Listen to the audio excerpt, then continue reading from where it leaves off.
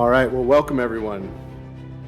My name is Ryan Williams. I'm president of the Claremont Institute, and I want to thank you for joining us for this mini conference, Fighting Enemies Foreign and Domestic, the Legacy of Angelo Codevilla.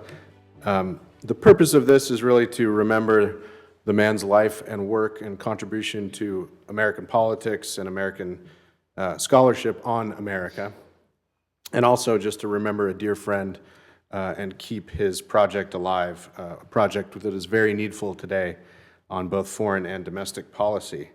I want to start off by gratefully acknowledging the generous support of the Neil and Jane Freeman Foundation, without which this conference and then the subsequent book, which will grow out of this conference, would not have been possible. Neil Freeman, a longtime patron of and supporter of and board member of the National Review Institute, has been involved in conservative politics for decades.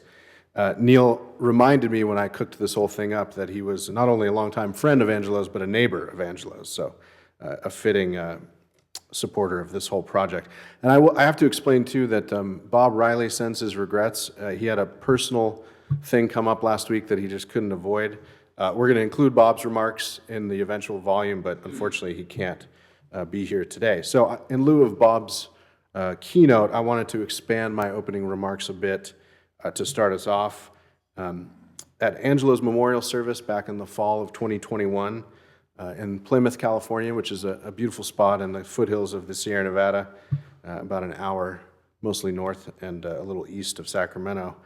A few folks gave some remarks, including Brian Kennedy, my longtime friend and colleague at Claremont, who's going to speak to us today, and also Thomas Codevilla, Angelo's youngest son. David Codevilla is sitting back there, so if you haven't met David, he's the tall, bald man with a Codevillian twinkle in his eye and a ready smile, so introduce yourself to him. David's great. But I wanted to recount Thomas's eulogy in full. It's not that long. We republished it at the American Mind, but I think a lot of people still haven't heard it, certainly haven't read it, and we're recording this, so I thought we should take the opportunity to record it for posterity. It's got a bunch of great information in it that a lot of you don't know, but will be delighted to learn, and it's quite charming. So after Thomas's remarks, I'll recount and embellish a couple of revealing events from the Reagan presidential transition and a little before and a little after, during which Angelo incurred the wrath of the CIA. And then I'll say just a few words about our two panels, and then I'll invite Steve, David, and Dan up here for our first panel. We'll take a little break after that and then come back for the second. Now, here's Thomas Codevilla, October of 2021, in Plymouth, California, actually at one of Angelo's neighbors' wineries, friends of Angelo's.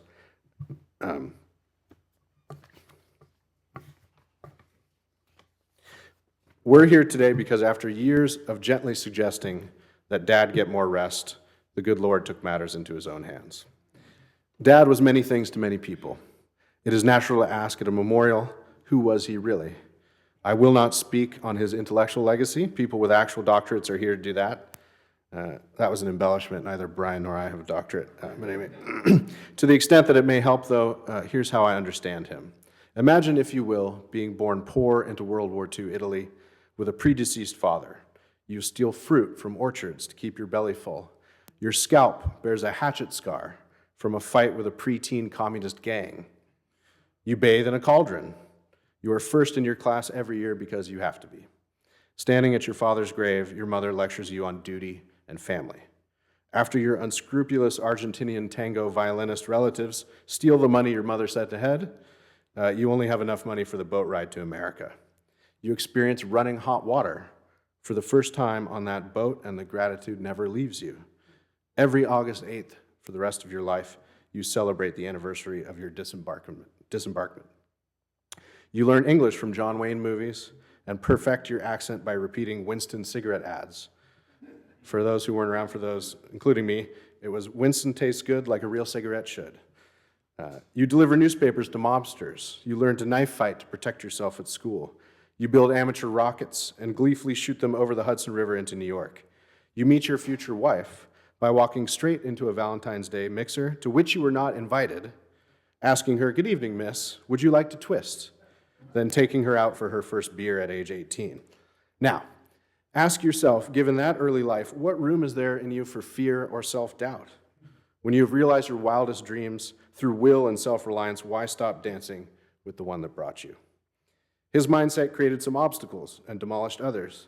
When Dad was in the Navy, one of his officer tests consisted of managing a simulated crisis on a ship.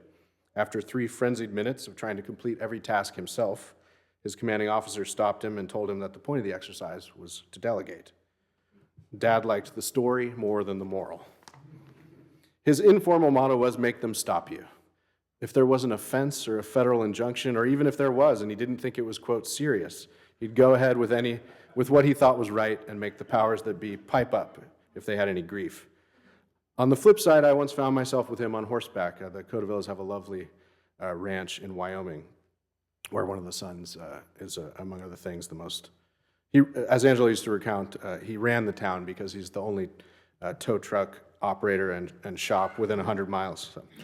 This is them in Wyoming. I once found myself with him on horseback, stuck on the top of a hill at midnight, a freshly killed elk in our panniers, and wolves howling in the trees, scared out of my mind. I saw no way off the hill. Dad calmly dismounted, used a rock to demolish a fence panel, leaned back in the saddle, as one would in a lazy boy, as our horses picked their way down the hill. On one horseback trip deep in the backcountry, a kid in our group got the flu, and we started the 3-day ride out to the cabin. On top of a mountain pass in a sideways hailstorm, a cinch on the sick kid's horse came loose, and she toppled off, then commenced to get sick. I swear on my life, I saw Dad smile and hum some cheery little tune to himself as he calmed the horse and reattached the saddle. When a bear ate almost all of our food in the middle of another pack trip, that, to Dad, was a blessed opportunity to fish more for our dinner. Old news, but he suffered no fools. I bet his former students will hear his refrain, get serious, in their dreams. While I was in law school, I finally asked him to define his terms. What does get serious mean? Out came the old saw that those who are serious about the ends should be serious about the means. I replied that he was begging the question. He replied instantly that to be serious was to prepare and believe so thoroughly that one could stand in front of the whole world, maybe even God, and speak the truth with a capital T. How are you going to argue with a guy who imagines haranguing the Almighty every time he talks? He walked that walk. I've yet to hear anyone else going through 2 heart transplants with total continuity of attitude. My favorite story was when Dad apparently dressed down a 2-star general in a meeting, ruining any chance of the general supporting his pet project. Roy Godson, who's a longtime national security sort of scholar and functionary in the C3 world, among other things, advisor. Roy Dodson took Dad aside afterwards and asked in as many words what the hell he thought he was doing. The guy's a schmuck, Dad said. And Roy Dodson said, and who are you, the unschmucker? Everyone who knew him should be nodding right now. Dad unschmucked all day and twice on Sundays. He would frequently, and did, unschmuck for free. He put Solzhenitsyn's Gulag Archipelago in my hands at age 12, then asked me for a book report on it.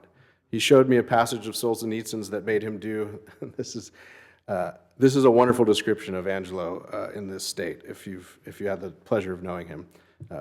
He did that crazy-eyed, half-smile, half-snarl thing he only did when he was really fired up.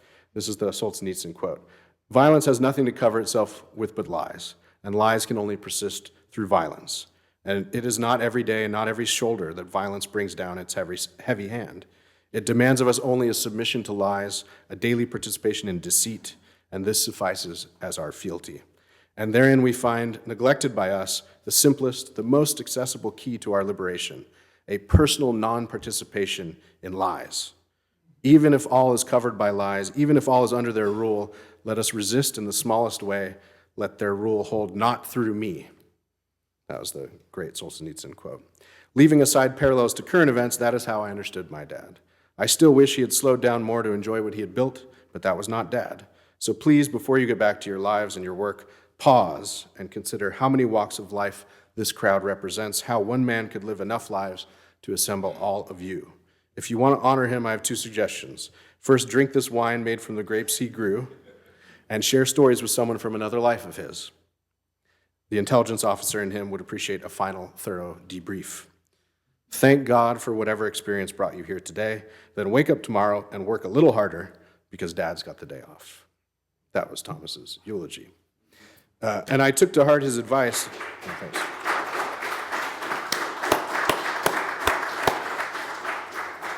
I took Thomas's advice. I did drink the wine, and I talked to one of his neighbors from one of his other lives that I didn't know as well.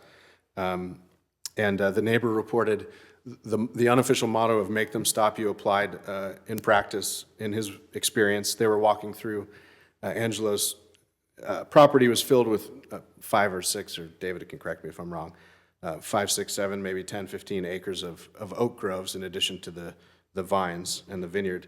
And they were walking along, and they had shotguns on their hip, and Angelo saw a goose fly overhead, and he just pointed in the sky and shot at it. And his neighbor said, "You can't do that." And he said, "It's my property, isn't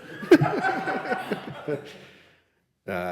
My other great Angelo anecdote, which always warms my heart, is my then-to-be fiance and I went up to visit him, and he needed help bottling a barrel of Zinfandel, which had been perfectly aged, and Angelo, like my wife, hated overcooked, high-alcohol California wines. So it was a lovely aperitif-like Zinfandel by California standards, not too heavy. We bottled the whole barrel, which I forget how many cases that is. It's a lot. I put every cork in those bottles, but it was a good thing I did because he knew we were getting married. He couldn't make it. He had some obligation in San Diego long before agreed to, and so he was the dinner wine at my wedding. Gave us 7 cases for free. So. It was, that was the kind of guy Angelo was.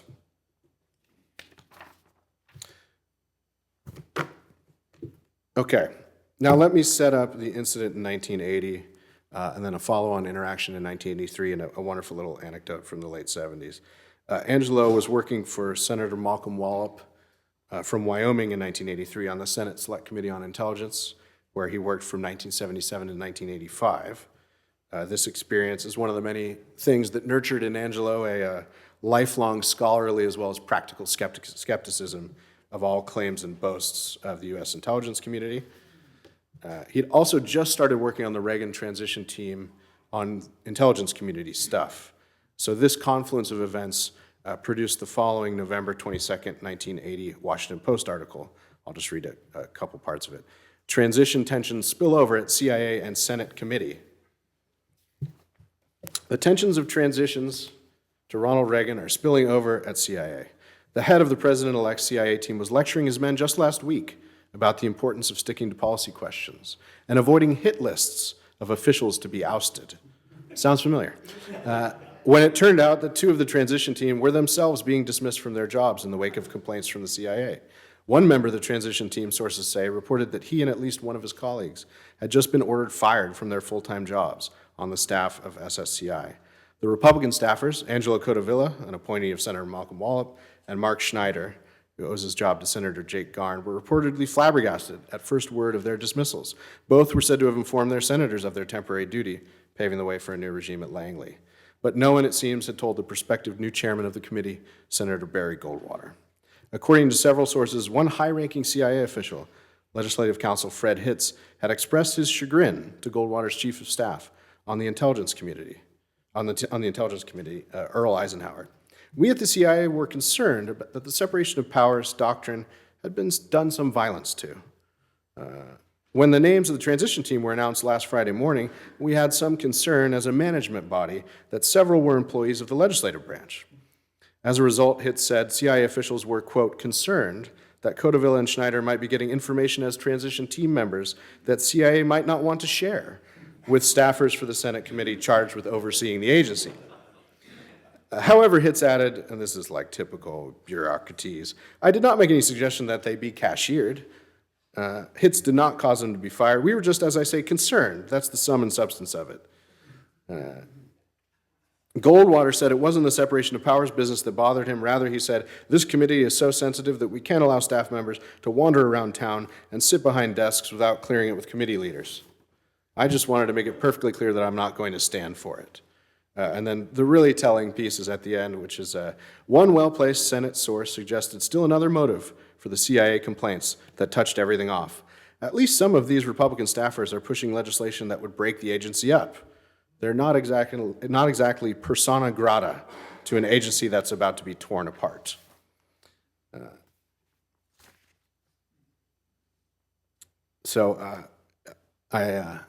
In the next one, I'm going to read a letter from Bill Casey in a minute, but these Washingtonianisms that come through in this sort of thing are pretty revealing, and they're the sort of thing that Angelo would have scoffed at had he heard them. Like, we're expressing concern. My colleague Matt Peterson years back was researching a bunch of this and sent Angelo a note about it. It led to this delightful recounting from Angelo. Angelo was interested in the capital T truth, so I'm sure he won't mind me reading this short email he sent Matt. It's just too delicious not to share. And this is the sort of thing he would have freely offered anyway. So he was approached in the late 70s, soon after he joined the committee. Angelo was approached by John Bross, a man who had a history of service to the agency going all the way back to the OSS, an old CIA hand. And this is how Angelo recounted that interaction. So those of you that knew him, just, make his voice appear in your head while I'm reading. Oh yes, John Bross. Remember him well. He's the old boy who, once the agency had figured out I was not just another staffer, come to me and put his arm around me. Took me up to the director's office, Turner at the time, by a private elevator to which he had the key, showed me around in a manner that recalled the third temptation of Christ. All this can be yours. Then to finish the point, lunch at his estate overlooking the Potomac with Irish wolfhounds, wainscoting, etc. I did not bite. It would not be the last time that I got a come on. That was Angelo through and through. One last little piece in this delightful puzzle. Much as he admired and helped the Reagan administration, Brian Kennedy will talk a bit about his role in missile defense, among other things, later.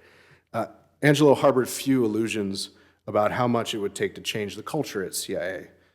So in 1983, he participated in a Washington Quarterly Symposium on reforming the intelligence community. Angelo's essay was titled "The Substance and the Rules." The subhead and summary was as follows, and gives you a sense exactly what it was about. By focusing so exclusively on rules and standards of operations, the intelligence debate of the mid-1970s did not answer the fundamental question of what the United States expects of its intelligence services, or what they are to accomplish in order to meet the challenge of the 1980s. So this article occasioned the following letter from CIA Director Bill Casey to the chairman of the Select Committee on Intelligence, Barry Goldwater. Obviously, Angelo, after briefly getting fired, was hired back. Was still there in 83 and then served till 85. Again, note the Washingtonianisms in this letter, with all due respect to Chairman Casey, who was in many ways a great American. Dear Mr. Chairman, it is with considerable unhappiness that I raise to you the subject of committee staff member Angelo Codevilla's critical article that appeared in the summer issue of Washington Quarterly, juxtaposed as it was to your own constructive appraisal of the oversight process. Particularly distressing is the fact that Mr. Codevilla's distorted, or at least incomplete presentation, as reported, will lead most readers to conclude that they are the views and conclusions of the committee, when in fact, as we both know, many members and staff strongly disagree. That readers will attach great credibility and authoritativeness to his views is borne out by the fact that they were immediately reported in the press. Moreover, we can expect they will also find their way into the growing number of intelligence courses being given at colleges and universities. His indictment also will be read by our liaison services with unpredictable consequences. I'm especially appalled at the article's reliance on events and assessments that are now a number of years behind us, while at the same time failing to take account of changes and improvements that have been made in recent years and all the measures he addresses, in no small way thanks to the suggestions and support of the SSCI itself. While we have worked hard to foster the effective and responsible oversight begun by our respective predecessors and have achieved a relationship that clearly serves the American people well, irresponsible and non-authoritative indictment in the name of the committee can only undermine its good work and this agency's relationship with the committee. Out of respect for your many contributions and those of your colleagues, I can only deplore Mr. Codevilla's actions and the inevitably counterproductive effect it must have on our continued good relationship. You may wish to discuss this matter with Senator Wallop. I expect to do the same. So, Arthur has a wonderful anecdote that I just flagged for you ahead of time to pay attention to, confirming many, many years later the agency's sort of institutional view of Angelo, it survived from 1983 all the way up into the mid-2000s at least. So with that, I will end these opening remarks and invite our panelists to come up. I mean, the theme of this day, in many ways, is we sort of arbitrarily divided it into domestic and foreign policy, but one of the leitmotifs of Angelo's scholarship is this question of the ruling class and the country class, which he famously brought forth in an American Spectator article in 2010, which turned into a little book. Incidentally, we've just played a part in having it reissued by a press with a new introduction from Michael Anton. So if any of you want a copy, please let us know. Happy to send you one. We've got a bunch. It's a wonderful thing to have in hardcover and to keep revisiting. But Angelo's point was, all these people, Bill Casey, Turner, all sorts of well-meaning patriots over the years. It's not that they were bad people. It's that they were educated at the same schools. They were brought up in the same fundamentally progressive mindset of both domestic and foreign policy, which for Angelo really got going and gathered its first initial head of steam at the turn of the 20th century and really captured both parties. And that animated a lot of his work. And so you can imagine over the years the incredulity with which people who made their livelihoods from this way of doing government, foreign and domestic, would take great offense at being punctured and intelligently criticized. So in that spirit, let's start our first panel. Thank you.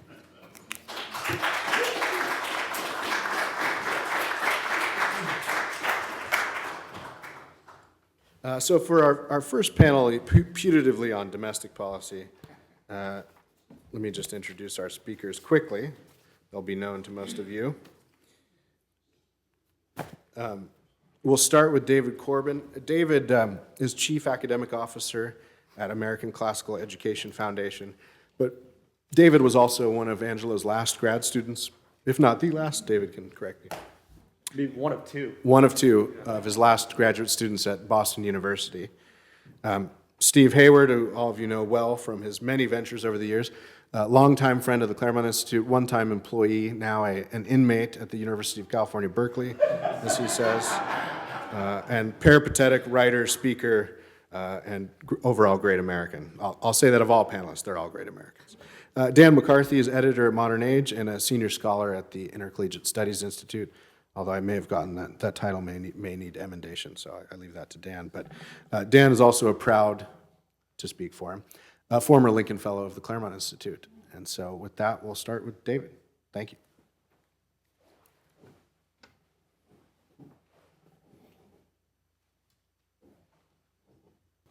Thank you, Ryan, and thank you to Neil Freeman and the Claremont Institute and Hillsdale for hosting this event.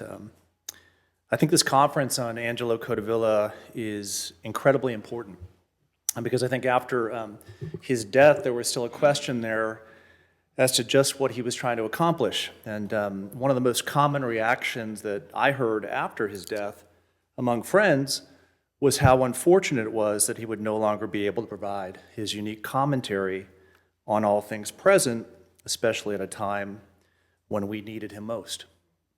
And for good reason. Many came to depend upon his well-thought-out opinions on everything under the sun. It would be an easy thing for us to think of him as our favorite, or at least most refreshing, public intellectual. For many, though, Angelo was largely unknown, and for those more critical of his writings, he was lazily caricatured as a war hawk, right-wing polemicist, or champion of populist revolt. I often asked him near the end of his life if he ever tired of the continual give and take on all things political, or was bothered by these somewhat misleading representations. He replied that while he'd much rather be spending time reading Plato and Cicero, this was essential work. Overall, he seemed at ease with this task, recognizing his important part in what he termed a civilizational quarrel. In trying to make better sense of his writings as a whole, I trust more now than ever that he knew his part well. Let me explain. Whenever taking on a subject, Codevilla almost invariably followed a standard approach. First, ask simple questions. What is the purpose of this thought, activity, or choice? Why do you think, do, or choose this rather than something else? Do you think, do, or choose this for the sake of that, or vice versa? By what criteria do you judge your thoughts, actions, or choices good or bad? Second, consider answers in terms of why is this good, or why is this bad? And then third, judge the thought, action, or choice using the standard of truth as embodied in correct A, language, B, reasoning, and C, correspondence to reality. I think the best way to understand Angelo Codevilla is to ask the same questions of him and to judge his work accordingly. For this afternoon, I'd like to focus on the purpose of his thought that I think is closely tied to the manner in which he wrote, taught, and spoke. Angelo Codevilla's purpose was to teach politics to an audience that, by and large, had been misled on a wide variety of the most important aspects of the human experience: war and peace, knowledge and ignorance, truth and falsehood, reality and imagination, and the difference between good and bad thinking, good and bad ideas, good and bad choices, and good and bad consequences. In his introduction to his translation of Machiavelli's Prince, he explained how we arrived at this point. The difference between how humans ought to think, make choices, and live, and how they think, make choices, and live varied. Yet more recently in human history, men had become more accustomed to a more static understanding of the distinction between the ought and the is, to the point of annihilating the difference between the two. Why? Here, Codevilla would not be the first or last thinker to point to the influence of the fountainhead of modern political thought, Niccolo Machiavelli, as one of the primary causes of the shift in how men understood good and evil. Both Codevilla's teacher, Leo Strauss, and fellow students and adherents of Strauss had put forth persuasive arguments that Machiavelli's attempt to introduce new orders had effectively encouraged this shift. What made Codevilla unique is what he would thereafter make of this important discovery. And as a personal aside, studying political philosophy and political philosophers as a young man, one of the great pleasures of becoming an initiate to a careful reading of texts was the belief that you had access to an explanation of why human beings did what they did that was rare. This sense of self-importance is well captured by Scott Adams' Dilbert principle, the idea that our world is populated by nearly 6 billion ninnies, living in a civilization that was designed by a few thousand amazing smart deviants. I still remember a comic strip on the title page of my undergraduate politics course that had a Machiavellian-looking political philosopher writing at a desk with a politician giving a speech to a crowd below him and armed soldiers pointing bayonets at political enemies at the bottom of the page. Ideas have consequences. To know more than others, the object must be to study and recognize the greatness of idea makers.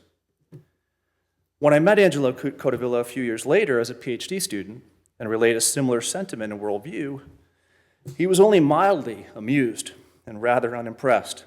He was usually unimpressed. As a native Italian, he had been contacted by Yale University Press to edit and translate Machiavelli's Prince. He suggested that reading Machiavelli in Italian was even more interesting and that the difference was important. The Prince, Codevilla argued, had become the fountainhead of modern political thought 20 years after it was written, not because of the events it describes, but because of the manner in which it was written. A seductive, accessible retelling of Thrasymachus' claim in the Republic that justice is the interest of the stronger. For Codevilla, Machiavelli had taught us that all of us, princes and people alike in what matters most, for Codevilla, Machiavelli had taught us that all of us, princes and people, are alike in what matters most, our relative strength or lack thereof.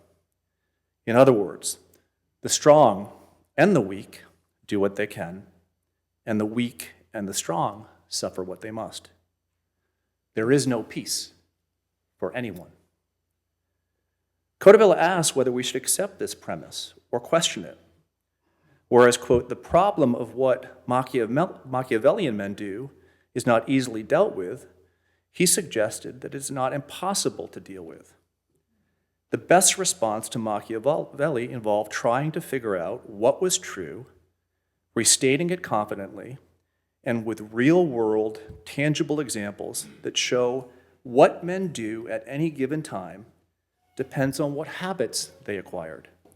And thus the character of men and of nations depends on whether their habits are good or bad. Few were in a better position to discuss the different character of nations and differences between nations than Codevilla. His varied experience, he explained, quote, strengthened my awe for the countervailing powers of habit and contingency. In The Character of Nations, Codevilla examined that what men do sometimes involves following old patterns and sometimes involved following new modes and orders. This is key. Codevilla hoped that by reintroducing the concept of regimes to modern readers and by developing the theme that peoples and nations affect the quality of their lives by how they govern themselves, that they may choose to govern themselves better rather than to default to Machiavelli's universal description of what men do. So in this work, while Codevilla would forego a detailed description of the world's regimes, the turn from Machiavelli's science of politics to Aristotle's science of politics reconsidered and applied to modern life required a continual and detailed examination of the important particulars of any given situation. Here note that a constant in all Codevilla's works, whether writing on the nature of intelligence, statecraft, foreign policy, or the character of nations, was his emphasis on understanding the circumstances men found themselves in, how they employed their moral, intellectual, and physical agency, and what were the consequences, good, bad, or in between. So what do men do, and how do they live? Well, in two of his favorite words, it depends. It depends. It depends is his retort to Machiavelli. But it wasn't simply what Codevilla wrote, spoke, or acted that defined his purpose, but also the manner in which he wrote, spoke, and acted. Here again, his commentary on Machiavelli is helpful. In his essay, Words and Power, Codevilla emphasizes Machiavelli's ability to change the meanings of words. As much as Codevilla was interested in employing words to help order our understanding of human affairs, Machiavelli used language to disorder. For Machiavelli, the most effective way was to employ language accessible to the less discriminating tastes. Here, Codevilla notes that Machiavelli intentionally departed from Dante, who believed, quote, that the function of language is to describe the nature of things. To the extent that men understand the place of everything in a divinely ordered natural hierarchy, they may attune themselves to reality. Words express men's best understanding of how every place of reality fits with every other's. Machiavelli's use of language, on the other hand, was intentionally strategic. He wrote the way Mets manager Casey Stengel spoke. I can say this because I'm a Braves fan. Here's a good example of Casey Stengel. The Mets have shown me more ways to lose than I could have ever imagined. I think part of Codevilla's success as a writer was to write with similar effect, but to do so in a manner that tied the use of such language to a true, good, and noble cause. There may be no better display of this talent than the epigraphs at the beginning of his most well-known work, The Ruling Class, How They Corrupted America and What We Can Do About It. The first, all men are created equal. The second, which he said someone on the street would always say, but he'd say it to me all the time, who the hell do they think they are? Corbin, who the hell do they think they are? He'd say it over and over and over again. I think to understand Codevilla, you have to understand that he's a man who believed so strongly on the one hand that all men are created equal, so much so that he could do on the other hand, who the hell do they think they are? To judge whether Codevilla's effort was good and bad or accurate with regard to his use of the dictionary, reasoning, and correspondence, I'll leave for later. But I think there's one story that Rush Limbaugh says at the beginning of his introduction to The Ruling Class that I think tells a lot here about why Codevilla wrote the way that he did and whether or not it was a good thing. I mean, by the way, how many people who have Ph.D.s in political philosophy would allow someone as low as Rush Limbaugh to write an introduction to their work? Took some guts, right? But this story from Rush is great. He's antique shopping in Paris, and he comes upon a relic that caught his eye. And noting the interest that Limbaugh has in the piece, the dealer chimes in, "This is an important piece." And Rush writes, "He was trying to inflate the price and stroke my ego, and it didn't work." Rush replied, "Important to whom? Important to whom?" He says, "I very seldom use the word important, but no one had to tell me that Angelo Codevilla's The Ruling Class was important. It dovetails with something I've been trying to explain for 20 years. Namely, people never get out of high school. Want to be a part of the big clique dominates their lives. It's a quest for power, for acceptance, for belonging in the in crowd, however it's defined. I've also been stung and very much influenced by Harvey Mansfield's thought that the central question in politics is how important is he? How important are we? Politics is about who deserves to be more important." And I think in many ways, Codevilla would agree with that statement. But for Codevilla, much more important than who is important is what is important. And of the greatest importance is capital T, truth, and to not live by lies. That was the Codevilla that I knew. Thank you.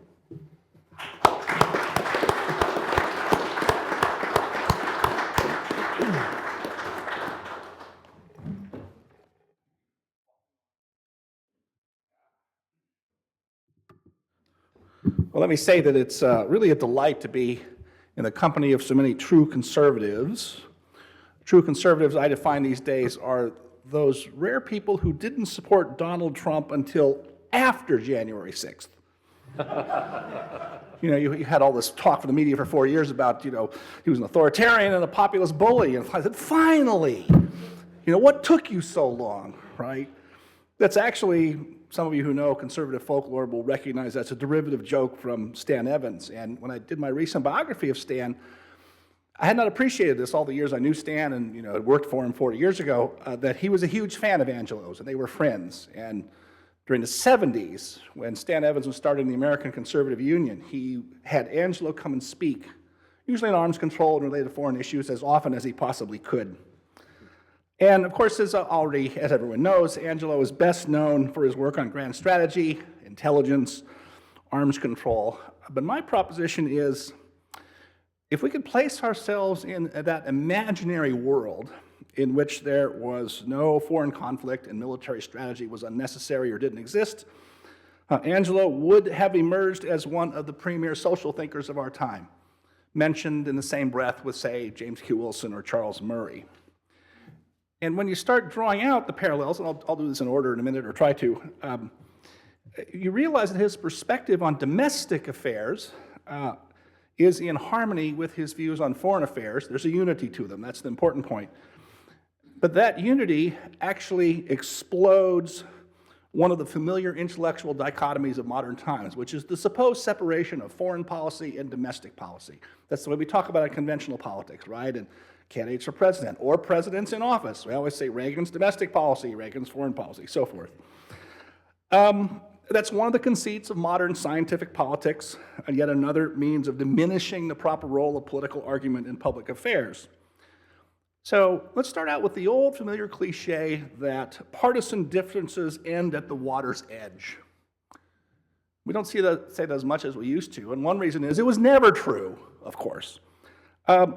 But that illusion, or the maintenance of that cliche for such a long time, buttressed the pretensions to rule of an expert foreign policy class. So as a thought experiment, try imagining, say, Henry Kissinger or Hans Morgenthau having anything serious to say about a domestic policy matter like welfare, or crime in the streets, or tax rates. Not even George Kennan, at his semi-conservative moralist best, had anything really intelligent ever to say about domestic politics. But Angelo had a lot to say. We've already mentioned his book, The Character of Nations, How Politics Makes and Breaks Prosperity, Family, and Civility, first published in 1997 and then updated in 2009. There, Angelo brought his characteristic originality and style and clarity to the essential unity of politics. So the premise of that book and his thought is pretty straightforward. There is a logic to modern regimes, and this fundamental logic affects America. Someone can, I hope, correct me if I'm mistaken about this, but I don't recall ever seeing Angelo use the phrase American exceptionalism in any of his writings. You think I'm right about that? Yeah, and if you asked him about that phrase, I think what he would do first is snort at it. Not because what people mean by it is wrong, quite the opposite. He'd think it is right, but he would think it is being used too superficially. He would think that a lot of people who champion American exceptionalism for the right reasons nonetheless commit the error of supposing that our unique character makes us immune to, or an exception to, the fundamental forces that can ruin a nation and a people. And so Angelo's great talent was always, whether it was foreign policy or domestic policy, able to put familiar problems in a new context and with a different vocabulary. That's always very useful. Here, I think he's following the example of Machiavelli. His translation's been mentioned. His translation, by the way, came out the same year as The Character of Nations. I don't know how he does these things simultaneously like he did. And I think his translation really does, I don't know Italian, but I think it rivals Harvey Mansfield's in terms of its trying to be literal, but also giving copious notes explaining the shadings and subtleties of different terms. And I've actually tried to compare them once in a while in different passages just to see what could come from them. It's an interesting exercise to try. And of course, one of the things he says in the excellent introduction to his translation is that for Machiavelli, language was the ultimate tool, the ultimate, how do you put it? I've lost my place, my notes. Language is the, well, I'll quote him here, language is a weapon in human struggles. That's what he said. I found my place. Because language changes the categories and ways that we think about things, right? So he wrote, and this is all very prescient of our current time, which I don't need to explain to anybody, where men can be women and so forth, right? If a language is to be structured as to make impossible the articulation of certain thoughts, those thoughts will be banished forever from the minds of those who speak that language. And so here we are, right? Think back just for a moment. In the next panel, we'll talk about this at some greater length, of course. The bracing clarity he brought to the whole foreign policy world. I always loved his definition of détente. Détente was a sophisticated attempt to bribe the Soviets not to use their guns. That's not the way Henry Kissinger ever described it. The collapse of the Soviet Union. I still run into people these days, especially lefties who are, reasonably intelligent, but they always like to say, well, it was modernization and convergence and economic sclerosis, all that hell rest of that. Angelo said, quoting me here, the proximate cause of the collapse of the Soviet Union was the communists' waning will to murder. I mean, by the way, if all those other theories about, economic sclerosis and modernization, how come North Korea is still with us? Yeah, there's some difficulties there. So, now we've already made reference to his book on the ruling class. And I just want to deepen what we've already put on the table, which is his understanding or perspective on the problem differs, I think, in important respects from many other theoretical and practical conservative perspectives. And even some of the important issues we talk a lot about, such as the administrative state, the degradation of the Constitution, and the separation of powers, and so forth. He would agree with all of that. But I think we can best appreciate his deeper understanding of the problem and more bracing understanding by going through the end of the book, The Character of Nations, because there he brings up something that I like to bring up with students, what pollsters call the trust question. Late in the book, he mentions the data that goes back to the late 50s when people like Gallup and Harris and the polling companies started asking the American people, do you have confidence or trust in the federal government to do the right thing most of the time or all the time? And in the late 50s, the number of Americans expressing confidence in the federal government was about 80%, 8-0. Anyone know what that number is today? 15, on a good day.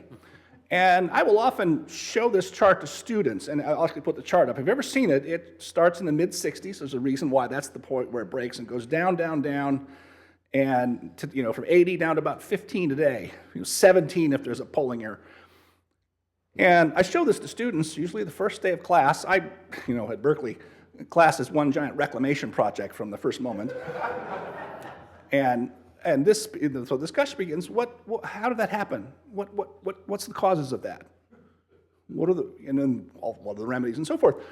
It should be mentioned that the only sustained reversal in that trend happened in the 80s when Reagan was president, but even then it never got over like 50%. It never came anywhere close to the highs it had in the 50s. Now, the standard explanation for this is the growth of government alongside its obviously declining competence. As everyone knows, in the mid-1960s, we launched two large wars that we both lost, the war in Vietnam and the war on poverty at home. But these failures, Angelo thought, were not primarily the results of constitutional decay, of regulatory hubris, of fiscal recklessness, or even centralization. I would agree with all those things are true phenomena, but that's not getting close to the heart of the matter and what really needs to be attacked directly. And I'll add something that's been on my mind for a while, and I think is now evident to everybody after COVID, that the culture of the administrative state, it may be propelled from Washington, but it's self-generating at the local level. About 10 years ago, I started cataloging examples from around the country. I found about 40 of these. The local police or local health officials shutting down lemonade stands by elementary students for health code violations, for not having really, you're going to tell a second grader they need a $500 business license to sling some lemonade on the corner? And I am unaware of any even spurious data saying that there's a lemon juice-borne bacteria posing a threat to public health. Haven't seen that yet. And yet this happens, and the number of places, 40 to big country doesn't sound like much, but of course the correct number of lemonade stands to be shut down by the police or local government should be 0, right? We have to have lost our minds. And I can give you lots of other examples like that, and then we get to COVID. And what did we see? We saw local governments taking it upon themselves to put bulldozers full of sand in the skate park so the kids wouldn't be outside on their skateboards. Attaching boards or metal to the top of basketball rims on playgrounds, and arresting a lone surfer off the coast in Malibu. That wasn't the federal government that did that. That was locally self-generated idiocy. So the point is, the mentality of the administrative state and the ethos behind it goes all the way down. And likewise, I think a lot of our discussion that you hear every day in the paper, polarization, we're polarized, right? Angelo wrote a lot in the book about what we might call for summary purposes, the increase in public rudeness and general abrasiveness of our culture. Road rage gets mentioned. We're not quite calling it Karenism yet, but the I want to see the manager mentality, right? All these matters are discussed by conventional thinkers with a kind of clinical sterility that avoids the heart of the matter. Angelo said, it cannot be an accident that our public nastiness has increased proportionally with our growing spiritual emptiness. Angelo the theologian, almost. Now, my own paraphrase of his thesis is this: there is a malevolent character of our government's incompetence. So, for example, a government that cannot keep dangerously crazy people off our subways and public transportation nonetheless says to us now that it can control the temperature of the planet with a few $1 trillion and banning your gas stove. The latest answer to urban traffic congestion? Bike lanes, right? Which, to my observation, no one uses. It takes us a whole lane away from the cities and deprives us of some parking. For a population that demographically has fewer and fewer people who ought to be riding bicycles on urban streets, I'm just going to say that as an old guy, an ex-cyclist, all of whose friends who still ride bikes have had bad injuries in the last 5 years, because we shouldn't. Okay, you know where that goes. It's like our rulers really don't like how we live. Another small but remarkable example of the perversity of our times. California is considering legislation. You can just stop right there. You know this is going to end crazy, right? They're actually considering a bill in the legislature right now that would, by slow degrees, ban the sales of all tobacco products over the next 20 years, completely. Guess what won't be touched? Marijuana. And at the same time, the state's excessive taxes and regulation of the legal marijuana trade in the state have made it unprofitable. Was something the government wasn't able to do coming out of Prohibition. So Angelo wrote this about the trust gap. The gap would not have grown so large had there not been a growing recognition by rulers and ruled of the differences in manners and morals, and a growing mutual dislike. It is an interesting thing that, I know polls are crap. Dennis and I were just talking about this. I am a huge consumer of them and critic of them. But one thing I will observe is that there don't seem to be many people who do these surveys who are trying to ask people the kind of questions that Angelo would ask if he had been a pollster. Why do you distrust the government? And probing about some of these things that people think are like banning your gas stove, taking your cigarettes away from you, and so forth. There's one really important example, I think, and very relevant to today in Angelo's book, and it runs against the typical conservative type.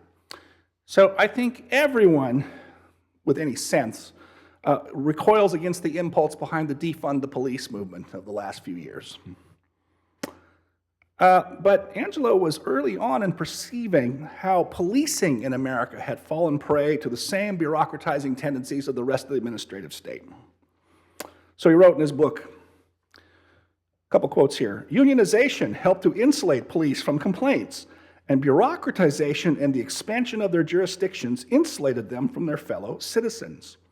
I'll pause here. There's one more from him that's important. I had one of my best friends who's passed away, but he was a trial lawyer who early in his career used to do some DUI defenses. And he said, the police talk like bureaucrats. So, he'd be cross-examining the arresting officer, and he'd say, what did you do then? I exited the vehicle. Oh, so you got out of the car. Right? They all start to talk like bureaucratic officials when it used to be it was Murphy the cop, right? It was a working class occupation, and the policeman had the authority and the nightstick he might swat you with, justifiably so, but he was a peer. Now it's not that way. And Angelo expressed some hesitations about the militarization, the over-militarization of the police. But he went further. I'll continue. The paradigm is this: American police in general seem to have designated as their main enemy, as the criminal they cannot tolerate, the citizens who protect themselves. In fact, the police have effectively lobbied for the disarmament of law-abiding citizens and for punishment of those who take the law into their own hands, end quote. And of course, on our mind right now is the spectacle of New York subways, where, in the absence of any attempt to keep order, we saw last week a citizen who decided to defend himself and his fellow citizens and who will now likely face prosecution. Angelo saw this coming, saw it already happening 25 years ago. One more sentence from him. Courts have consistently held individuals acting in undeniable self-defense liable for injuries to the assailant. There aren't many people on the, I'll be crude, use the crude phrase, the law and order right, who talk and think this way. But I think it's useful. Now, I think we could, and Angelo would forgive incompetence and mistakes and failures by government. We certainly forgave them in the Great Depression when most things were counterproductive. If it wasn't so easy to discern that the dominant ethos of our ruling class is wholesale hostility to the American middle class. And I'll just pick three things then as sort of examples he gives, and maybe some possible remedies that might meet with his approval if you told him he had to be a policy wonk, which was really not his favored mode, I think, on domestic policy anyway. He goes on in the book to discuss how our government at all levels has become hostile to families. But he connects it to a larger hostility toward religion and, in fact, the heritage of Western civilization itself. Here, I like to recur to, I think, that great phrase of Roger Scruton about our ruling elites are gripped by a culture of repudiation. It's a good phrase to keep handy. One example he gave, which you may not remember now because it's a while ago, was President Obama going to Georgetown University to give a speech and insisting that the crucifix on the wall be covered up in this Catholic university. Didn't want that in the backdrop of a speech. Well, the point is, a lot of the main ideas conservatives promote these days are, I can't help it, small beer. You might say too many conservatives are trying a Bud Light strategy. Sorry, I can't help it. So what's on our agenda, our wish list? Overturn the Chevron doctrine. Have real cost-benefit analysis for regulation. Require congressional approval for any major regulations through the REINS Act. Let's have a balanced budget and tax cuts uber alles. All good and sensible things to do. All worthy of our support. None of them bold enough to get at the fundamental ethos of our ruling class. So I said I had three ideas. Angelo mentioned in his book that the Japanese, and also it's true of the Scandinavian countries that the left otherwise loves, have very pro-family policies. Japanese tax policy actually tries to encourage and support single-earner households. The best our team can do right now, I think Marco Rubio, is an expanded child care tax credit. How about this, just as an opening idea? How about if we wrote into our tax code that any two-parent families with 3 or more children shall be exempt from income tax? And maybe exempt from the payroll tax, too. I'd go, you're right. I mean, imagine the howls of indignation from the cultural left over this. By the way, I'd want an economist to look at this. There might actually be a supply side effect from this. Angelo, I think, thought there was. He talked about how capitalism and the prosperity of capitalism is the combination of faith and families, not markets. I mean, he disliked Hayek or Friedman or anything like that. He knew Milton Friedman pretty well, but he was, like I say, there's something cultural at the bottom of the matter. Not simply tax rates. Okay. Second thing he worried about,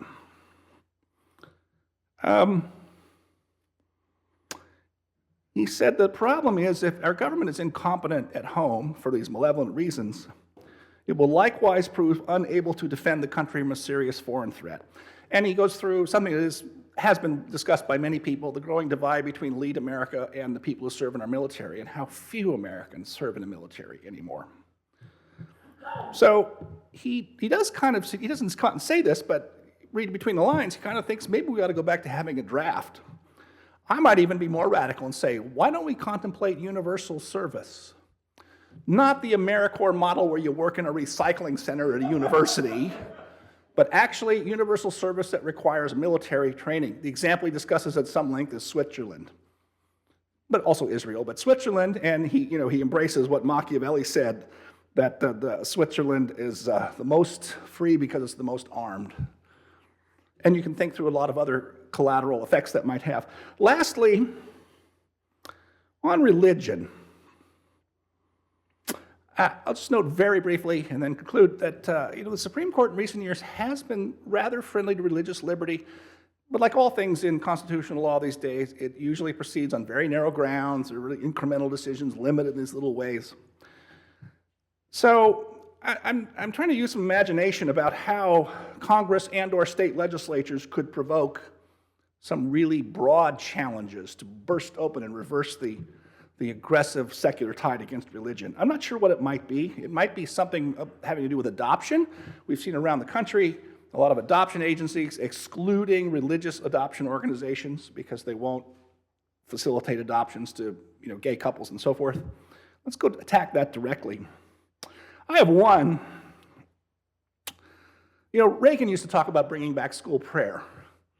And, it never had a concrete proposal.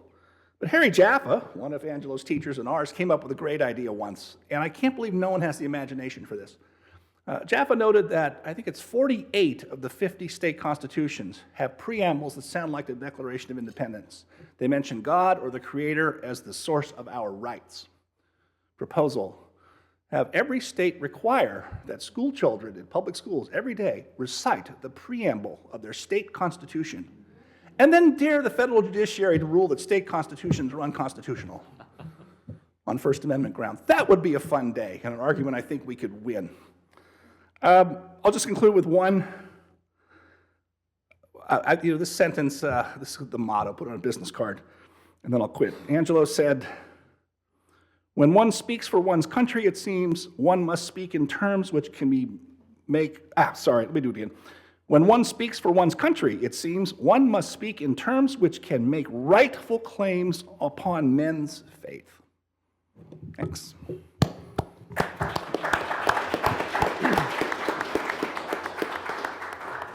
No, that's right.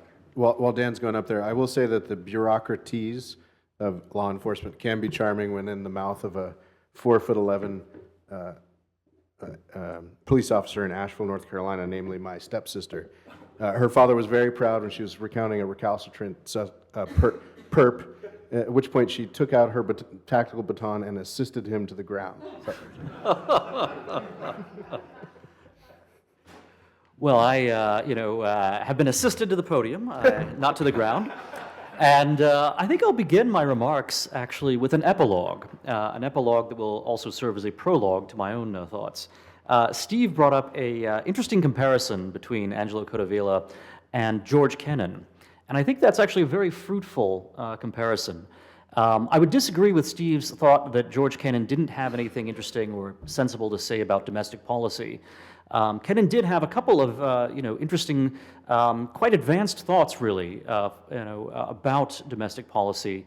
In some ways, Kennan was well ahead of the curve of the current sort of populist moment in America. Kennan was the farthest thing personally from being a populist, but he recognized in the 1990s already that our immigration policy, for example, was a disaster. He also was ahead of the curve on what is now called national divorce. And Kennan, was already speculating in the 1990s that America might simply be too large to govern. Now, Kennan, in contrast to Angelo, Kennan is born in the Midwest in America, and yet he always seems to be rather alienated from his fellow Americans. And Kennan has a very European sensibility. Angelo Codevilla, by contrast, is born in Italy, comes to America as an immigrant, but is a thoroughly American character. And the remarks that others have made about Codevilla's dedication to the idea that all men are created equal, where the hell do they get off kind of mentality. This is, a sharp contrast between Codevilla on the one hand and the very patrician George Kennan on the other. And I think it just speaks to the wonderful, Americanness and the wonderful spirit of the Declaration of Independence that one finds in Angelo. Also, I think that segues nicely into some of the nature of the remarks I want to give today. I'll be talking quite a bit about the ruling class, and in a few respects, this is perhaps the least of Angelo's works. Certainly in terms of length, it's a very small book. It's about 88 pages in its original edition. As you can see, the dimensions are quite small as well. This is not an imposing item to have on your bookshelf. And it's a popular work. It's a work that began as a magazine article in the American Spectator. It was then read aloud to a national audience of millions by Rush Limbaugh on his syndicated radio program. And so this may seem to be something of a departure from Angelo's usual, more scholarly and more expert métier. This is something that seems to be a work, in some respects, for the masses. And yet that makes it nonetheless characteristic of Angelo himself, because he was a man who, again, believed in true American meritocracy. He believed in the bringing together of great leadership with a public, and a public which consists of equals who can recognize on the merits the superiority of the statesman, the philosopher, the expert, perhaps the plumber, perhaps the soldier. But in any walk of life, what distinguishes one person from another is not their natural quality, they are naturally equal, but rather their achievements, the extent to which they exert themselves, and what they actually accomplish. So the ruling class is a work which, on the surface, seems to be quite popular. It seems to be quite of its moment. It was written at the high tide of the Tea Party movement in 2010, a few months before the 2010 midterm elections, in which the Republicans swept to a massive victory in the House of Representatives and reclaimed control of the House. The TARP bailouts of 2009 and 2008 were still very much the political currency of the age. And Barack Obama's recent election victory in 2008, where he swept into the White House and crushed John McCain. These political features of 2010 are very much at the core of Angelo's text. He's talking about these immediate political concerns, but he's doing much more than simply talking about the news. What he's doing is rather looking behind the headlines, looking behind the momentary wave motion of politics to see the currents and tides of American politics and American civilization behind them. So it actually makes the ruling class, despite its seemingly casual origins and its popular origins, in fact a rather deep work, and a work whose depths should suggest further research and further work for the unofficial students of Angelo today, not necessarily people who, as in David's case, studied with him directly and earned their PhDs under him, but rather all of Angelo's admirers across the country who continue to read his books and continue to think about the philosophy that Angelo tried to convey through all of his great works.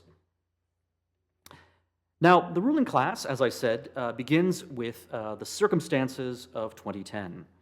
But Angelo goes beyond the headlines to generalize what is happening. And it's a work that in many respects would seem to be prescient, except Angelo was always careful to say that, in fact, the ruling class is not a prescient book, because it was talking about phenomena that were already quite apparent as Angelo was publishing this work, and that today are only all the more obvious to people who may have been rather oblivious back in 2010. So it's a work that wasn't predicting a future that was yet to come, but rather that understood the present very perfectly in 2010 and saw that that present would continue to grow and to ramify into the kind of order that we have now. So what is this ruling class? You'll see that progressives, in a number of interviews they did with Angelo towards the end of his life, they would often present this idea of the ruling class as some sort of conspiracy theory or something. And you've seen that this is also the attitude they take when someone like Tucker Carlson would talk about the idea that there is a sort of bipartisan establishment in our country. Well, what is this ruling class? How did Angelo define it? Well, first of all, one of the characteristics of the ruling class is that it takes the view that ordinary Americans are incapable of governing themselves. And you'll find that across the institutions of the ruling class, whether you're talking about the Centers for Disease Control, whether you're talking about the major universities, or for that matter, the prestige media in our country, they all have the view that ordinary Americans are incapable of governing themselves because ordinary Americans are both morally and intellectually inadequate. They're intellectually inadequate because, of course, they do not possess the science that they will need in order to make the right decisions, for example, about their own medical care. And they don't possess the science that they need in order to understand that there are, in fact, more than two sexes, or that the very concept of sexes is unscientific, that we should instead be talking about this thing called gender, of which there is a plethora. So, on the one hand, the American people are intellectually incapable of ruling themselves. They lack the scientific expertise necessary to understand the great issues that they are facing and how to navigate them. But also, and perhaps even more importantly, the American people, according to the ruling class, are morally incompetent to govern themselves. The American people are morally incompetent because they are consumed by hatreds and irrational passions and fears which are very destructive of other people. The American people are racist and homophobic. They're still prisoners of patriarchy. And all of these things are moral incapacities. And in order for the American people to be governed well, you will need a governing class, a ruling class, which is not the prisoner of these prejudices, the prisoner of religion and of the concept of the natural family and so forth. Instead, we must have a ruling class that is scientifically elevated beyond such morally retrograde concepts. So the ruling class sees the American people as being incapable of governing themselves, both intellectually and also morally. The ruling class itself, as Steve quite rightly said, is not simply whoever happens to hold government power. That's a part of it. And government power is actually the essential currency of the ruling class. But the ruling class itself is a frame of mind and a class of people who share an ethos. And that ethos, as Angelo was always careful to point out, actually gets its beginnings among a corrupted intellectual elite. It gets its beginnings in the university, and then it spreads, it takes over government, and it uses government and the powers of government in order to spread its power even further. It also takes control of educational institutions outside of government, in the nonprofit higher education sector, for example. And it takes control of things like the media, the instruments of propagation. Steve had mentioned the importance to Machiavelli of language and shaping the very way that we think.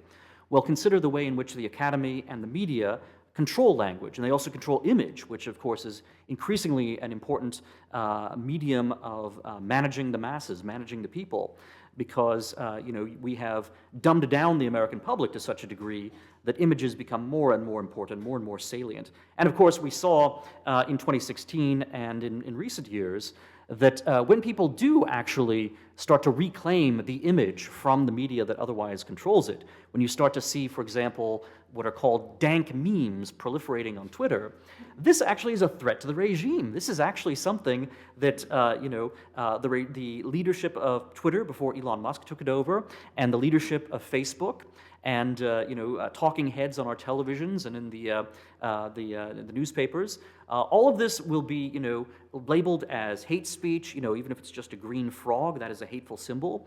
All of these memes that are mocking progressivism, they are seen as being misinformation. Maybe they are actually constructs of a foreign entity of some kind, of perhaps the Kremlin or some other subversive force.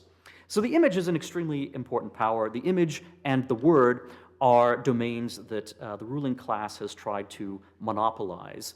And when it is challenged, it strikes back against any new market entrant by trying to deny them a presence in the market. Now, I said that government power is the currency of the ruling class.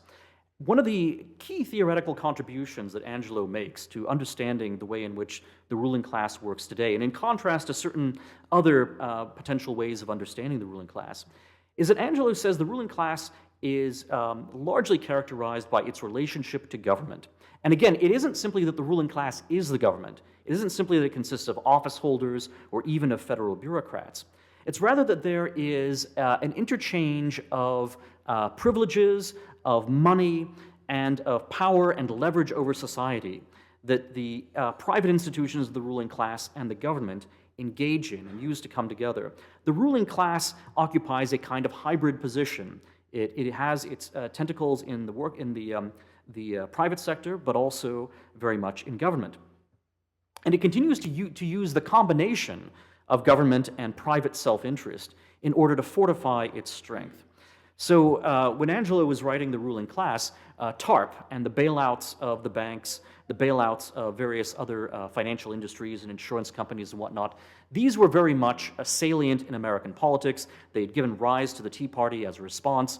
Barack Obama, who was elected in 2008 as a candidate of hope and change, by 2010 was seen as someone who really was every bit as much a prisoner of the financial establishment as the Republicans who had preceded him. Remember that around the same time, you're getting also not just the Tea Party, but on the left, the movement called Occupy Wall Street.